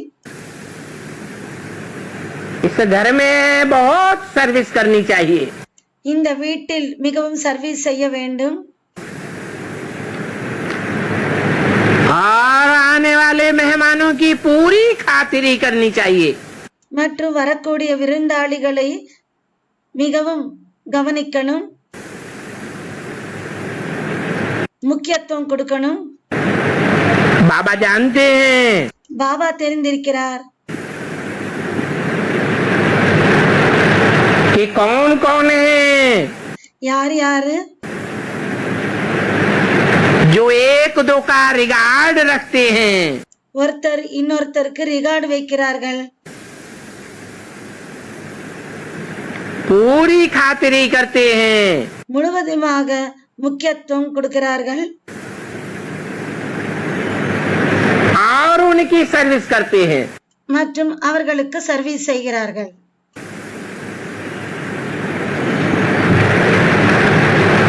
एक दो की सर्विस करनी चाहिए ना, ஒருத்தர் இன்னொருத்தருக்கு சர்வீஸ் செய்ய வேண்டும் இல்லையா? मूड ऑफ तो नहीं करना चाहिए। மூட் ஆஃப் பண்ணிவிடக் கூடாது। एक दो में लून पानी होते हैं, ஒருத்தர் இன்னொருத்தருக்கு வந்து உப்பு தண்ணீராக ஆகிவிட்டால் तो डिससर्विस जरूर करते हैं। அவர்கள் அவசியம் டிஸ்சர்வீஸ் செய்கிறார்கள்।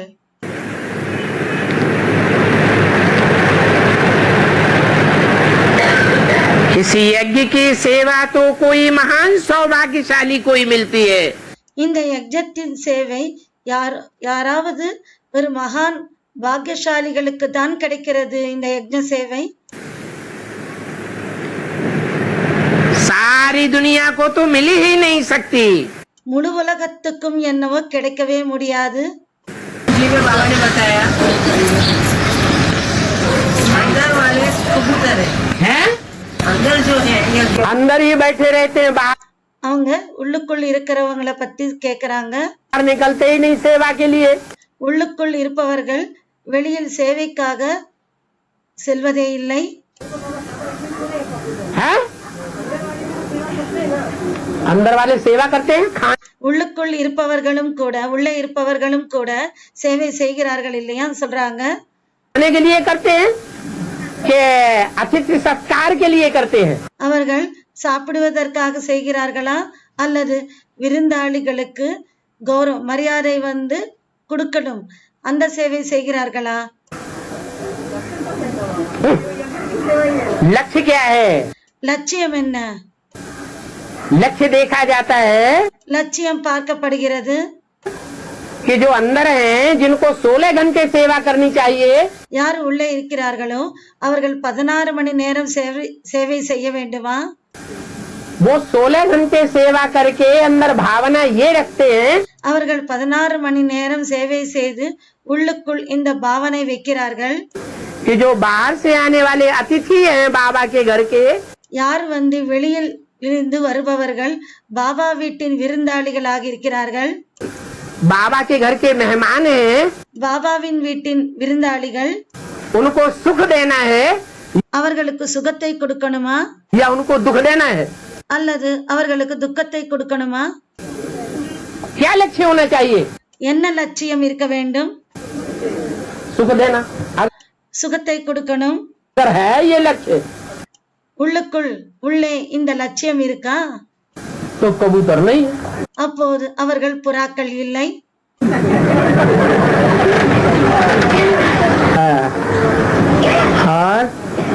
और वो देखा जाए மட்டும் பார்க்கப்பட்டால் तो गिने चुने 2-4 ही निकलते हैं। ஏதோ ஒரு சில பேர் தான் இதில் இருந்து வருகிறார்கள்। இப்படி कर्मणा सेवा करने वाले கர்மணா சேவை செய்யக்கூடியவர்கள் बहुत है, நிறைய பேர் இருக்கிறார்கள்। जो अपन को ऊंच और दूसरे की परवरिश नहीं करते हैं। தங்களை வந்து உயர்வாகவும் மற்றவர்களுக்கு அவர்கள் பார்த்துக் கொள்வதே இல்லை। अपनी देखो कितनी बहुत अच्छी परवरिश करते हैं। தங்களுக்கு பாருங்கள் எவ்வளவு நல்லபடியாக தங்களை பார்த்துக் கொள்கிறார்கள்। दूसरों को कम करते हैं। மற்றவர்களுக்கு குறைவாக செய்கிறார்கள்। कोई बीमार है, யாராவது நோயாளியாக இருக்கிறார், उनकी दवाई न करना, அவர்களுக்கு மருந்தை கொடுக்காமல் இருப்பது, उनको प्यार न देना, அவர்களுக்கு அன்பு கொடுக்காமல் இருப்பது, ये तो गोया का लून पानी हो गया। இப்படி இருந்தால் இது வந்து உப்பு தண்ணீர் போல ஆகிவிட்டது. उस समय उनको आसुरी संप्रदाय कहे. அந்த நேரத்தில் அவர்களுக்கு அசுர சம்பிரதாயம் என்று சொல்வார்கள். आपस में प्यार होना चाहिए, ஒருத்தருக்கொருத்தர் அன்பாக இருக்க வேண்டும், दैवी गुण होना चाहिए, தெய்வீக குணங்கள் இருக்க வேண்டும், कोई न कोई डिफेक्ट्स तो सब में रहते हैं. ஏதாவது ஒரு குறை வந்து அனைவருக்குள்ளும் இருக்கிறது. क्योंकि पूरा पूरा बाप को तो कोई याद नहीं करते हैं. ஏனென்றால் முழுவதுமாக தந்தையை வந்து யாருமே நினைப்பதில்லை. फिर भी बाप कहते हैं अच्छा फूल बनना चाहिए. இருந்தாலும் தந்தை சொல்கிறார் நல்ல மலராக ஆக வேண்டும். जो भी पैसा यज्ञ में आता है, எந்த பணம் வந்து யஜ்ஞத்துக்கு வருகிறதோ उसमें बहुत पैसा कुछ ऐसा होता है அதில் அதிகமான பணம் அப்படி ஆகிறது. जो माताएं அதிகமான பணம் அப்படிப்பட்டதாக இருக்கிறது. யார் மாதாக்கள்? अबलाएं அவளைகள். बड़ी मुश्किल से पैसा निकाल करके மிகவும் கஷ்டப்பட்டு பணத்தை வந்து எடுத்துக்கொண்டு வந்து यज्ञ में अर्पण करती है. யஜ்ஞத்தில் அர்ப்பணம் செய்கிறார்கள். क्या? என்ன? एक एक पैसा निकाल करके ஒவ்வொரு பைசாவும் அவர்கள் வந்து माताएं சேமித்து மாதாக்கள் यज्ञ में बड़ी भावना से देती हैं, யஜ்ஞத்தில் மிக பாவனையுடன் அவர்கள் தருகிறார்கள், मदद करती हैं. உதவி செய்கிறார்கள். और किस लिए मदद करती हैं? எதுக்காக அவர்கள் உதவி செய்கிறார்கள்? वो पैसा फालतू कुछ बातों में खर्च कर दिया जाए. அந்த பணத்தை வந்து வீணானதுக்கு செலவு செய்ய வேண்டுமா என்ன? है? वो चाहती हैं हमारा एक एक पैसा भी जो है அவர்கள் விரும்புகிறார்கள் நம்முடைய ஒவ்வொரு பைசாவும் यज्ञ में आया हुआ वो बहुत बड़ा काम करके दिखावे. யஜ்ஞத்தில் வந்து பெரிய வேலையை செய்து காண்பிக்கணும். क्योंकि अबलाएं मदद करती हैं ना. ஏனென்றால் அபலைகள் உதவி செய்கிறார்கள் இல்லையா? स्थापना, स्वर्ग स्थापना के कार्य में சொர்க்கத்தின் ஸ்தாபனைக்கான காரியத்தில் उनके पैसे फिर यूं ही बर्बाद नहीं करना चाहिए. அவர்களுடைய பைசாவை அப்படியே நாசப்படுத்தக்கூடாது, வீணாக்க கூடாது. क्यों ही? यूं ही माने कैसे? அப்படியே என்றால் எப்படி? कि उन्होंने जो पैसे दिए हैं ஏனென்றால் அவர்கள் எந்த பைசாவை கொடுத்திருக்கிறார்களோ वो श्रीमत के बरखिलाफ काम में न चले जाएं. அந்த பணம் ஸ்ரீமத்துக்கு எதிரான வேலைகளில் வந்து சென்று விடக்கூடாது.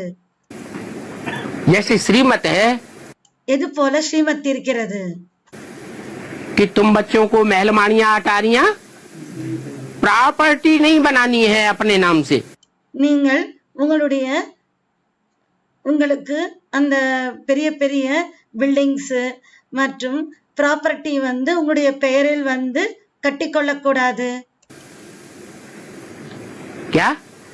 என்ன? बड़े बड़े महलमानियां उठा करके खड़े कर दिए. பெரிய பெரிய மாளிகைகள் பில்டிங்ஸ் வந்து நிக்க வைத்து விட்டால் अंडरग्राउंड कंक्रीट के मकान बना दिए. அண்டர் கிரவுண்ட் கான்கிரீட் வீட்டை வந்து கட்டிடத்தை கட்டிவிட்டால் उसमें अबलाओं का, बांधेली माताओं का அதில் அபலைகளுடைய மற்றும் பந்தனத்தில் இருக்கக்கூடிய மாதாக்களுடைய पैसा, जो थोड़ा थोड़ा पैसा इकट्ठा किया, அந்த பைசா கொஞ்சம் கொஞ்சமாக அவர்கள் சேமித்து கொடுத்திருக்கிறார்கள். वो उसमें लगाई दिया. அதில் அந்த பைசாவை அவர்கள் ஈடுபடுத்தி விட்டால் बाबा कहते हैं दुनिया का तो ஈடுபடுத்தி விட்டார்கள். विनाश होने वाला है. பாபா சொல்கிறார் உலகம் விநாசமாக போகுது. ये मकान, ये जो ऊंची ऊंची बिल्डिंगें दिखाई पड़ रही हैं, இந்த கட்டிடங்கள் உயர்ந்த கட்டிடங்கள் வந்து கட்டியிருக்கிறார்கள். ये सब खलास हो जाएंगे कि रह जाएंगे? இதெல்லாம் முடிந்து போய்விடுமா அல்லது இருக்குமா? तो ईश्वरीय यज्ञ में जो पैसा आया जिससे ये महलमानी अटारी बना करके खड़े कर दिए, எனவே அவங்க சொல்றாங்க விநாசமாயிடும். அப்போ யஜ்ஜத்தில் வந்திருக்கிற பணத்தில் அவர்கள் பெரிய பெரிய கட்டிடங்களை கட்டி ये இருக்கிறார்கள். पैसा बर्बाद चला जाएगा कि आबाद होगा? இந்த கட்டிடங்கள் இந்த இது இந்த பணம் நாசமாகுமா அல்லது யஜ்ஜத்துக்கு பலனை தருமா? बर्बाद चला जाएगा. நாசமாகிவிடும். बाकी माउंट आबू में जो मकान बनाते हैं, மற்றபடி மவுண்டாவில் எந்த मधुबन में जो मकान बनाए जा रहे हैं, மதுவனத்தில் எந்த கட்டிடங்கள் உருவாக்கப்படுகிறதோ கட்டப்படுகிறதோ उनमें तो बच्चों की परवरिश विनाश के टाइम पर होगी. அங்கே விநாச காலத்திலும் கூட குழந்தைகளுக்கு பராமரிப்பு ஆகும். उसके लिए नहीं बोला. அதுக்காக சொல்லவில்லை. कहाँ के लिए बोला? எங்கே இங்கிருக்கிற இடத்துக்காக சொல்லியிருக்கிறார். बाहर की दुनिया में कहीं भी வெளி உலகத்தில் எங்கேயுமே महलमानियां अटारियां या प्रॉपर्टी आदि बनाने की दरकार नहीं है. மாளிகைகள் பெரிய பெரிய பில்டிங்ஸ் ப்ராப்பர்ட்டி உருவாக்க கூடாது. तो पैसे बर्बाद नहीं करना चाहिए. எனவே பைசாவை நாசப்படுத்த கூடாது. माताएं अबलाएं कुब्जाएं तुम्हारी परवरिश करती है. மாதாக்கள் மற்றும் அபலைகள் முதுகு வளர்ந்திருக்கிறவர்கள் உங்களை பார்த்துக் கொள்கிறார்கள். फिर तुम्हारा काम है பிறகு உங்களுடைய வேலை जब अकाल पड़ेगा, எப்போது பஞ்சம் ஏற்படுமோ, पड़ेगा कि नहीं? பஞ்சம் ஏற்படுமா இல்லையா? तो जिन कन्या माताओं ने तुम्हारी परवरिश की है, எந்த கன்யா மாதாக்கள் உங்களுடைய பாலனைக்கு உங்களுக்காக அவர்கள் கொடுத்திருக்கிறார்கள், तुम्हारी परवरिश में पैसा लगाया ना, உங்களை பார்த்துக் கொள்வதற்காக உங்களுக்காக பணத்தை ஈடுபடுத்தி இருக்கிறார்கள் இல்லையா? कि हमारी बहनें भूखी न रहे, நம்முடைய சகோதரிகள் பசியால் இருந்துவிடக் கூடாது, हैं नंगी न रहे, எதுவும் உடுத்துக் கொள்ளாமல் இருந்துவிடக் கூடாது, हैं जो बरसात अरसात पड़ती है மழை பெய்கிறது, उसमें कहीं रात में जागना न पड़े. அந்த மழை பெய்யும் போது இரவில் அவர்கள் விழித்துக் கொள்ளாமல் இருக்கக்கூடாது. मकान टपकता रहे, அதாவது அங்க கட்டிடம் மழை பெய்வதனால் ஒழுகும் இல்லையா, அதில் அவர்கள் தூங்காமல் இருந்துவிடக் கூடாது. किराए पर मकान लेने के लिए बाबा ने बोला. வாடகைக்காக கட்டிடம் எடுத்துக்கொள்ளணும் என்று பாபா சொல்லியிருக்கிறார். तो इतनी माताएं तुम्हारी संभाल करती हैं, तो किस दृष्टि से करती हैं? எத்தனை மாதாக்கள் உங்களை பார்த்துக் கொள்வதற்காக கொடுத்திருக்கிறார்கள், அவர்கள் எந்த பார்வையினால் அவர்கள் கொடுத்திருக்கிறார்கள்? जब अकाल दुकाल पड़ेगा, எப்போது பஞ்சம் மற்றும் கெட்ட காலம் வரும் பொழுது तो तुमको उनकी परवरिश करनी है. அப்போது நீங்கள் அவர்களை கவனித்துக் கொள்ளணும். ऐसे नहीं அப்படி இல்லை. तुमने यज्ञ में पैसा दिया था, तुम्हारा खलास हो गया. நீங்கள் யஜ்ஞத்தில் பைசா கொடுத்தீர்கள், உங்களுடையது முடிந்து விட்டது.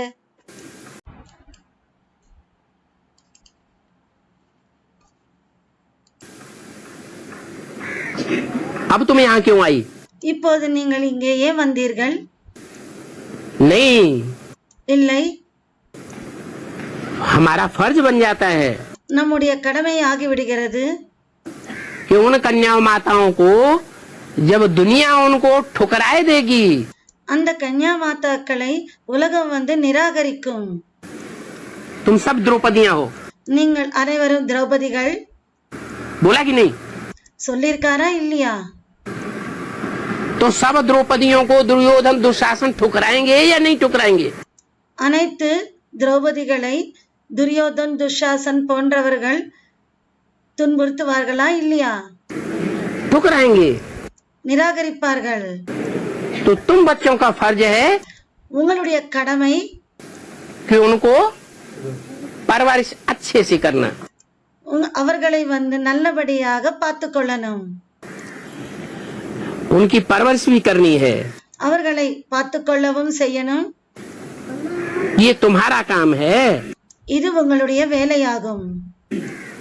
अगर नहीं परवरिश करेंगे, ஒருவேளை அவர்களை பார்த்து கொள்ளவில்லை என்றால், उनके दुख के टाइम पर அவர்களுடைய துக்கமாக இருக்கிற நேரத்தில் तो 100 गुना पाप बन करके तुम्हारे सिर पर चढ़ जाएगा। 100 மடங்கு பாவம் ஏறி உங்களின் மீது தலை மீது ஏறிவிடும்। क्या कहा? என்ன சொன்னார்?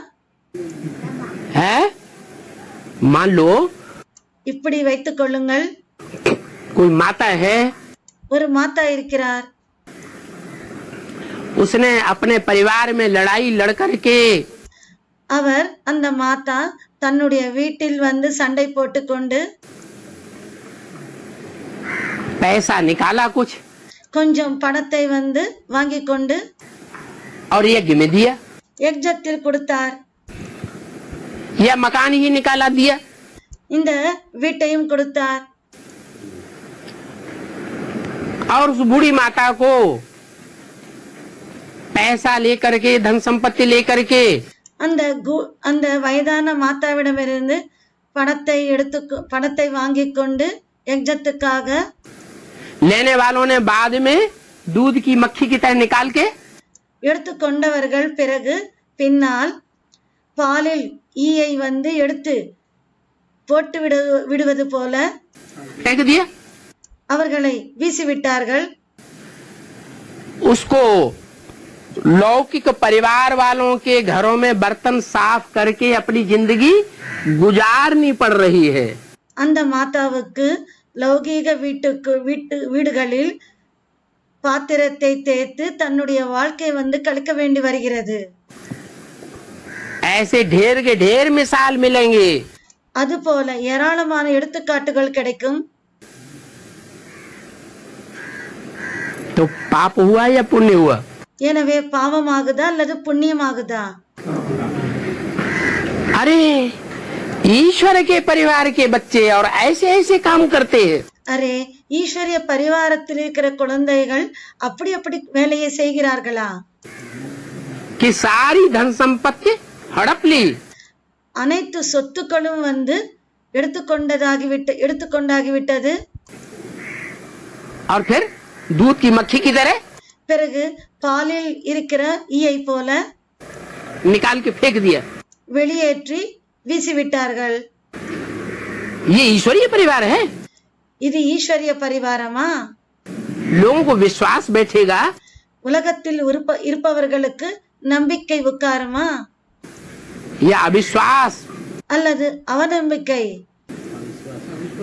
अविश्वास बैठ जाएगा அவநம்பிக்கை உட்கார்ந்து விடும்। तो 100 गुना पाप का बोझा चढ़ जाता है। எனவே 100 மடங்கு பாவத்தின் சுமை ஏறிவிடும்। बाप तो कहेंगे ना தந்தை சொல்வார் இல்லையா, कि अच्छा पुरुषार्थ करके ऊंच पद पाओ। நல்ல புருஷார்த்தம் செய்து உயர்ந்த பதவி அடையுங்கள்। गरीबों पर, दुखियों पर, ஏழைகளின் மீது மற்றும் துக்கமாக இருப்பவர்களின் மீது रहम करो। கருணையை காட்டுங்கள்। यज्ञ का सदा आगे बढ़ना, யஜ்ஞத்தில் எப்போதும் முன்னேறணும், यज्ञ को भरपूर रखना, யஜ்ஞத்தை முன்னேற்றணும் மற்றும் யஜ்ஞத்தை நிரப்பணும்। यही यज्ञ के प्यारे बच्चों का काम है। இதுதான் யஜ்ஞத்தினுடைய அன்பான குழந்தைகளின் வேலையாகும்। जैसे सेंटर का चारों ओर से ध्यान रखते हैं, எது போல சென்டரின் நாலா பக்கத்திலும் கவனம் வைக்கிறார்கள், ऐसे ही यज्ञ का ध्यान रखना। அதே போலதான் யஜ்ஞத்தையும் கவனித்துக் கொள்ளணும்। हर एक बच्चे का कर्तव्य है। ஒவ்வொரு குழந்தையின் கடமையாகும். कौन से जोन वालों से बोला? எந்த ஜோனை சேர்ந்தவர்களிடம் சொன்னார்? इंदौर जोन वालों से बोला। இந்தோர் ஜோனை சேர்ந்தவர்களிடம் இந்தோர் ஜோனி அவர்களிடம் சொன்னாரு. बाप दादा ने अभी तक देखा, பாப் தாதா இதுவரைக்கும் பார்த்தார். इस टर्न लेने में सभी पास हुए हैं। இந்த டர்னில் அனைவரும் பாஸ் ஆனார்கள். कोई की भी कमी नहीं रही है। யாருக்கும் குறைவாகவில்லை.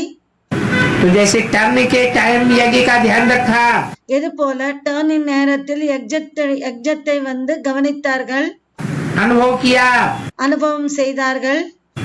अभी अपने सेंटर पर रहते भी இப்போது தங்களுடைய சென்டரில் இருந்து கொண்டும் हर एक यज्ञ रक्षक है।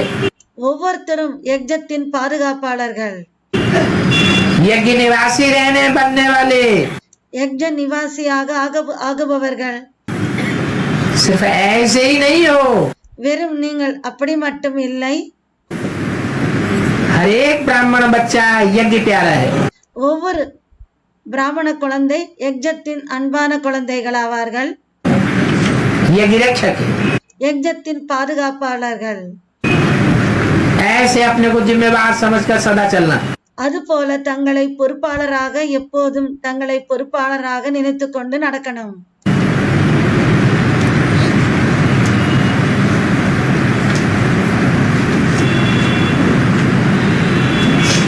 तो जो जिम्मेवार समझेंगे, யார் அது போல பொறுப்பாளராக நினைத்துக் கொள்வார்களோ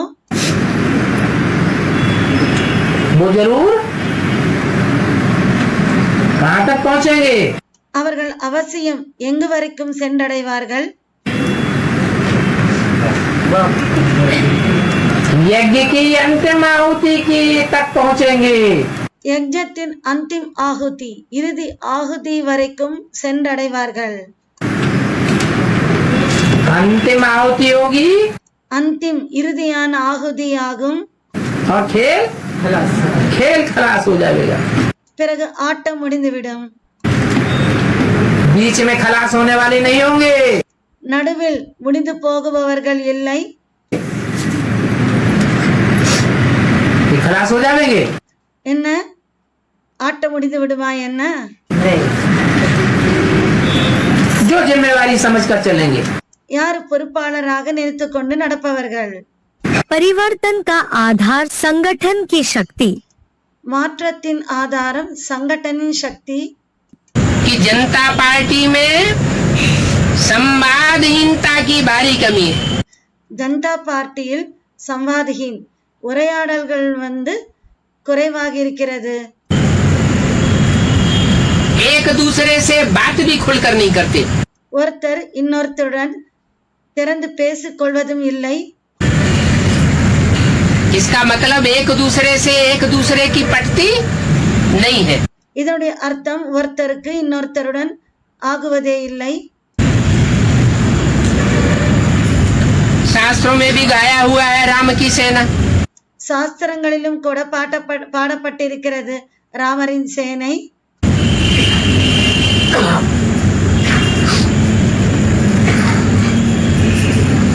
माने बंदरों की सेना। அதாவது குரங்குகளின் சேனை.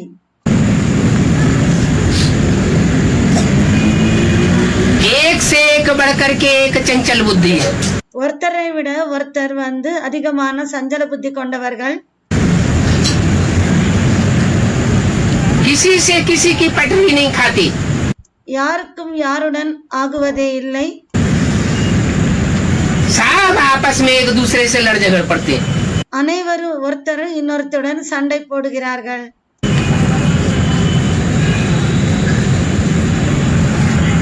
ये है वही भारत के राजा। இவர்கள் அந்த பாரதத்தின் ராஜாக்கள் ஆவார்கள். हिस्ट्री में प्रसिद्ध है। ஹிஸ்டரியில் புகழ் பெற்று இருக்கிறார்கள். இது போல புகழ் இருக்கிறது. जो आपसी लड़ाई लड़ करके हिंदुस्तान का मटिया मेट कर दिया। அவர்கள் தங்களுக்குள்ளேயே சண்டை போட்டு கொண்டு பாரதத்தை வந்து மண்ணில் கலந்து விட்டார்கள். आपस में बातचीत ही नहीं करना चाहते। தங்களுக்குள் பேசிக் கொள்வது கூட அவர்கள் விரும்புவதில்லை. ஒருத்தர் இன்னொருத்தருடன் பேசிக்கொள்ள கூட விரும்புவதில்லை. इतनी नफरत भरी हुई है।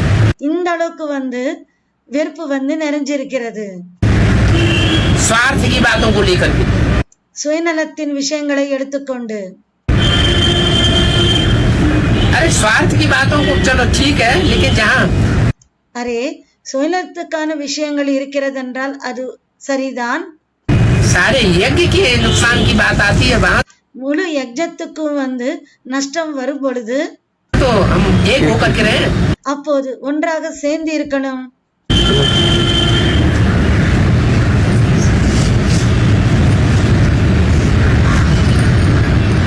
गीता पाठशाला बाप का घर है, கீதா பாடசாலை தந்தையின் வீடா लेकिन किसी व्यक्ति का घर है।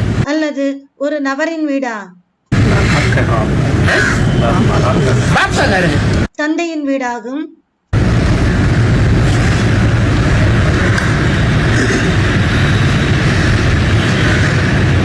बाप का घर है, मान लो कोई खुदा न खास्ता தந்தையின் வீடு இப்படி வைத்துக் கொள்ளுங்கள். कोई प्रकार का किसी का अपमान भी हो गया, யாருக்காவது ஏதோ ஒரு வழியில் அவமானம் ஏற்பட்டு விட்டது. गीता पाठशाला के इंचार्ज ने कोई अपमान भरी बात कह दी, கீதா பாடசாலையின் இன்சார்ஜ் நிறைந்த சபையில் அவருக்கு அவமானத்தை ஏற்படுத்தி விட்டார். तो सारी एक की दृष्टि से उसको सहन कर लेने में फायदा रहेगा, முழு அனைவருடைய பார்வையில் அவர் சகித்துக் கொண்டது அது அவருக்கு லாபமானதா या नुकसान हो जाएगा? அல்லது நஷ்டமாகி விடுமா? फायदा ही रहेगा, லாபம் தான் தரும், नुकसान नहीं हो सकता। நஷ்டமாக முடியாது. संगठन को तोड़ने वाले, बात करने वाले का नुकसान होगा, சங்கடனை உடைப்பவர்கள் அது போல பேசுபவர்களுக்கு நஷ்டமாகும். सहन करने वाले का नुकसान नहीं हो सकता। சகித்துக் கொள்பவர்களுக்கு நஷ்டமாக முடியாது. अभी आप बताए थे मिलिट्री शासन से देश छूटेगा, हाँ? बिल्कुल। तो ये रूहानी मिलिट्री के बाद है, नस्ली मिलिट्री के बाद है? அந்த பாய் கேக்குறாங்க, பாரதத்தில் நாட்டில் மிலிட்ரி ஆட்சி நடக்கும் சொல்லியிருக்காங்க இல்லையா, இது ஆன்மீக மிலிட்ரியா அல்லது சரியத்துக்கான மிலிட்ரியா? रूहानी रूह को सुधारेगी ஆன்மீகமானவர் ஆத்மாவை திருத்துவார். और जिस्मानी சரீரதாரி जिस्मानियों को सुधारेगी। சரீரதாரிகளை திருத்துவார். जिस्मानी मिलिट्री है, इसमें सबसे ज्यादा हमारी तो प्रवृत्ति मार्ग की बात है, நம்முடையது என்னவோ பிரவೃತ್ತಿ மார்க்கத்தின் விஷயமாகும். हमारी रूह सुधरेगी तो शरीर भी सुधरेगा। நம்முடைய ஆத்மா தெரிந்து விட்டால் சரீரமும் தெரிந்துவிடும். शरीर तो जड़ है சரீரமோ ஜடமானது और आत्मा चैतन्य है। மற்றும் ஆத்மா சைத்தன்யமானது. मिलिट्री का बात कर रहा होगा, और उसमें ज्यादा सबसे ज्यादा मुश्किल करेंगे हमारा इंडिया का, हाँ, वो उन लोग कैसे छूटेगा? आत्माएं अभी भ्रष्टाचारी है ஆத்மாக்கள் இப்போது பிரஷ்டாச்சாரி ஆகி இருக்கிறதா या श्रेष्ठाचारी है? அல்லது சிரேஷ்டாச்சாரி ஆகி இருக்கிறதா? आत्माएं भी भ्रष्टाचारी है। ஆத்மாவும் பிரஷ்டாச்சாரி ஆகி இருக்கிறது. इधर सूक्ष्म में जब होगा तब 10 में होगा। नहीं, अभी भक्ति मार्ग आगे जा रहा है இல்லை, இப்போது பக்தி மார்க்கம் முன்னேறி கொண்டிருக்கிறதா क्या ज्ञान मार्ग आगे जा रहा है? அல்லது ஞான மார்க்கம் முன்னால் போய்க் கொண்டிருக்கிறதா? अभी तो भक्ति मार्ग आगे जा रहा है। இப்போது பக்தி மார்க்கம் தான் முன்னால் போய்க் கொண்டிருக்கிறது, முன்னேறி இருக்கிறது. दौड़ते दौड़ते ஓடி ஓடி ஓடி जब रूहानी मिलिट्री आगे चली जाएगी ஓட்டம் ஓடி ஓடி ஆன்மீக மிலிட்ரி முன்னால் சென்று விடுமா? तो परिवर्तन हो जाएगा। அப்படி செல்லும் போது மாற்றமாகிவிடும். ये रूहानी मिलिट्री है हमारी, இந்த நம்முடையது ஆன்மீக மிலிட்ரி ஆகும். उनकी है जिस्मानी मिलिट्री। அவர்களுடையது சரீரத்துக்கான மிலிட்ரி ஆகும். और हमारी है रूहानी मिलिट्री। நம்முடையது ஆன்மீக மிலிட்ரி. रूहानी मिलिट्री की मुख्य पावर क्या है? ஆன்மீக மிலிட்ரியின் முக்கியமான பவர் என்ன? जिस्मानी मिलिट्री की मुख्य पावर क्या है? சரியத்துக்கான மிலிட்ரியின் முக்கியமான பவர் என்ன? जिस्मानी मिलिट्री हिंसा करती है சரியத்துக்கான மிலிட்ரி ஹிம்சை செய்கிறது. और रूहानी मिलिट्री अहिंसा का रास्ता अपनाती है। சரியத்துக்கான மிலிட்ரி अहिंसा भी दो प्रकार की है। அஹிம்சைக்கான வழியை தனதாக்குகிறது. அஹிம்சை கூட 2 வகைகள் இருக்கிறது.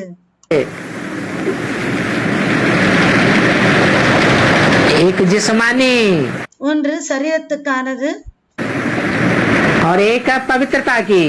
ஒன்று பவித்ரதா உடையது. हम काम कटारी की हिंसा से भी बचते हैं और बचाते हैं। நாம் காமவாளின் இம்சையின் மூலமாகவும் நாம் பிழைக்கிறோம் மற்றும் காப்பாற்றுகிறோம். ये पवित्रता की पावर से दुनिया में सारे काम होते हैं। இந்த பவித்ரதாவின் வேலையின் மூலமாகத்தான் உலகத்தில் இந்த காரணத்தினால்தான் அனைத்து வேலைகளும் நடக்கிறது. पवित्रता की पावर से ही नई दुनिया की स्थापना होगी। பவித்ரதாவின் பாவரின் மூலமாகத்தான் புதிய உலகம் ஸ்தாபனையாகும். वाइब्रेशन से ही परिवर्तन होने लगेगा। வைப்ரேஷனால் தான் மாற்றம் அடைய தொடங்கும். संगठित रूप में एक ही शुद्ध संकल्प अर्थात एक रस स्थिति बनाने का अभ्यास करना है। சங்கடித் ரூபத்தில் ஒருங்கிணைந்த ரூபத்தில் ஒரே சுத்தமான சங்கல்பம், அப்படி என்றால் ஒரே மாதிரியான நிலை உருவாக்குவதற்கான பயிற்சி செய்யணும். तभी विश्व के अंदर शक्ति सेना का नाम बाला होगा। அப்போதுதான் விஸ்வத்துக்குள் சக்தி சேனையின் பெயர் புகழடையும்.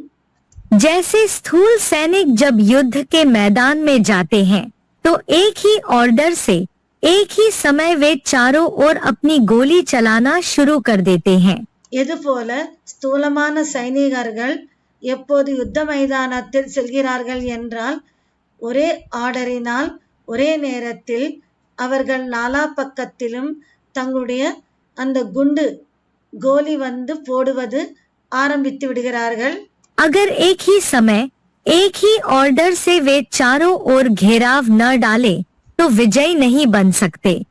ஒருவேளை ஒரே நேரத்தில் ஒரே ஆர்டரினால் அவர்கள் நாலா பக்கத்திலும் சுற்றி வளைக்காவிட்டால் வெற்றி ஆக முடியாது.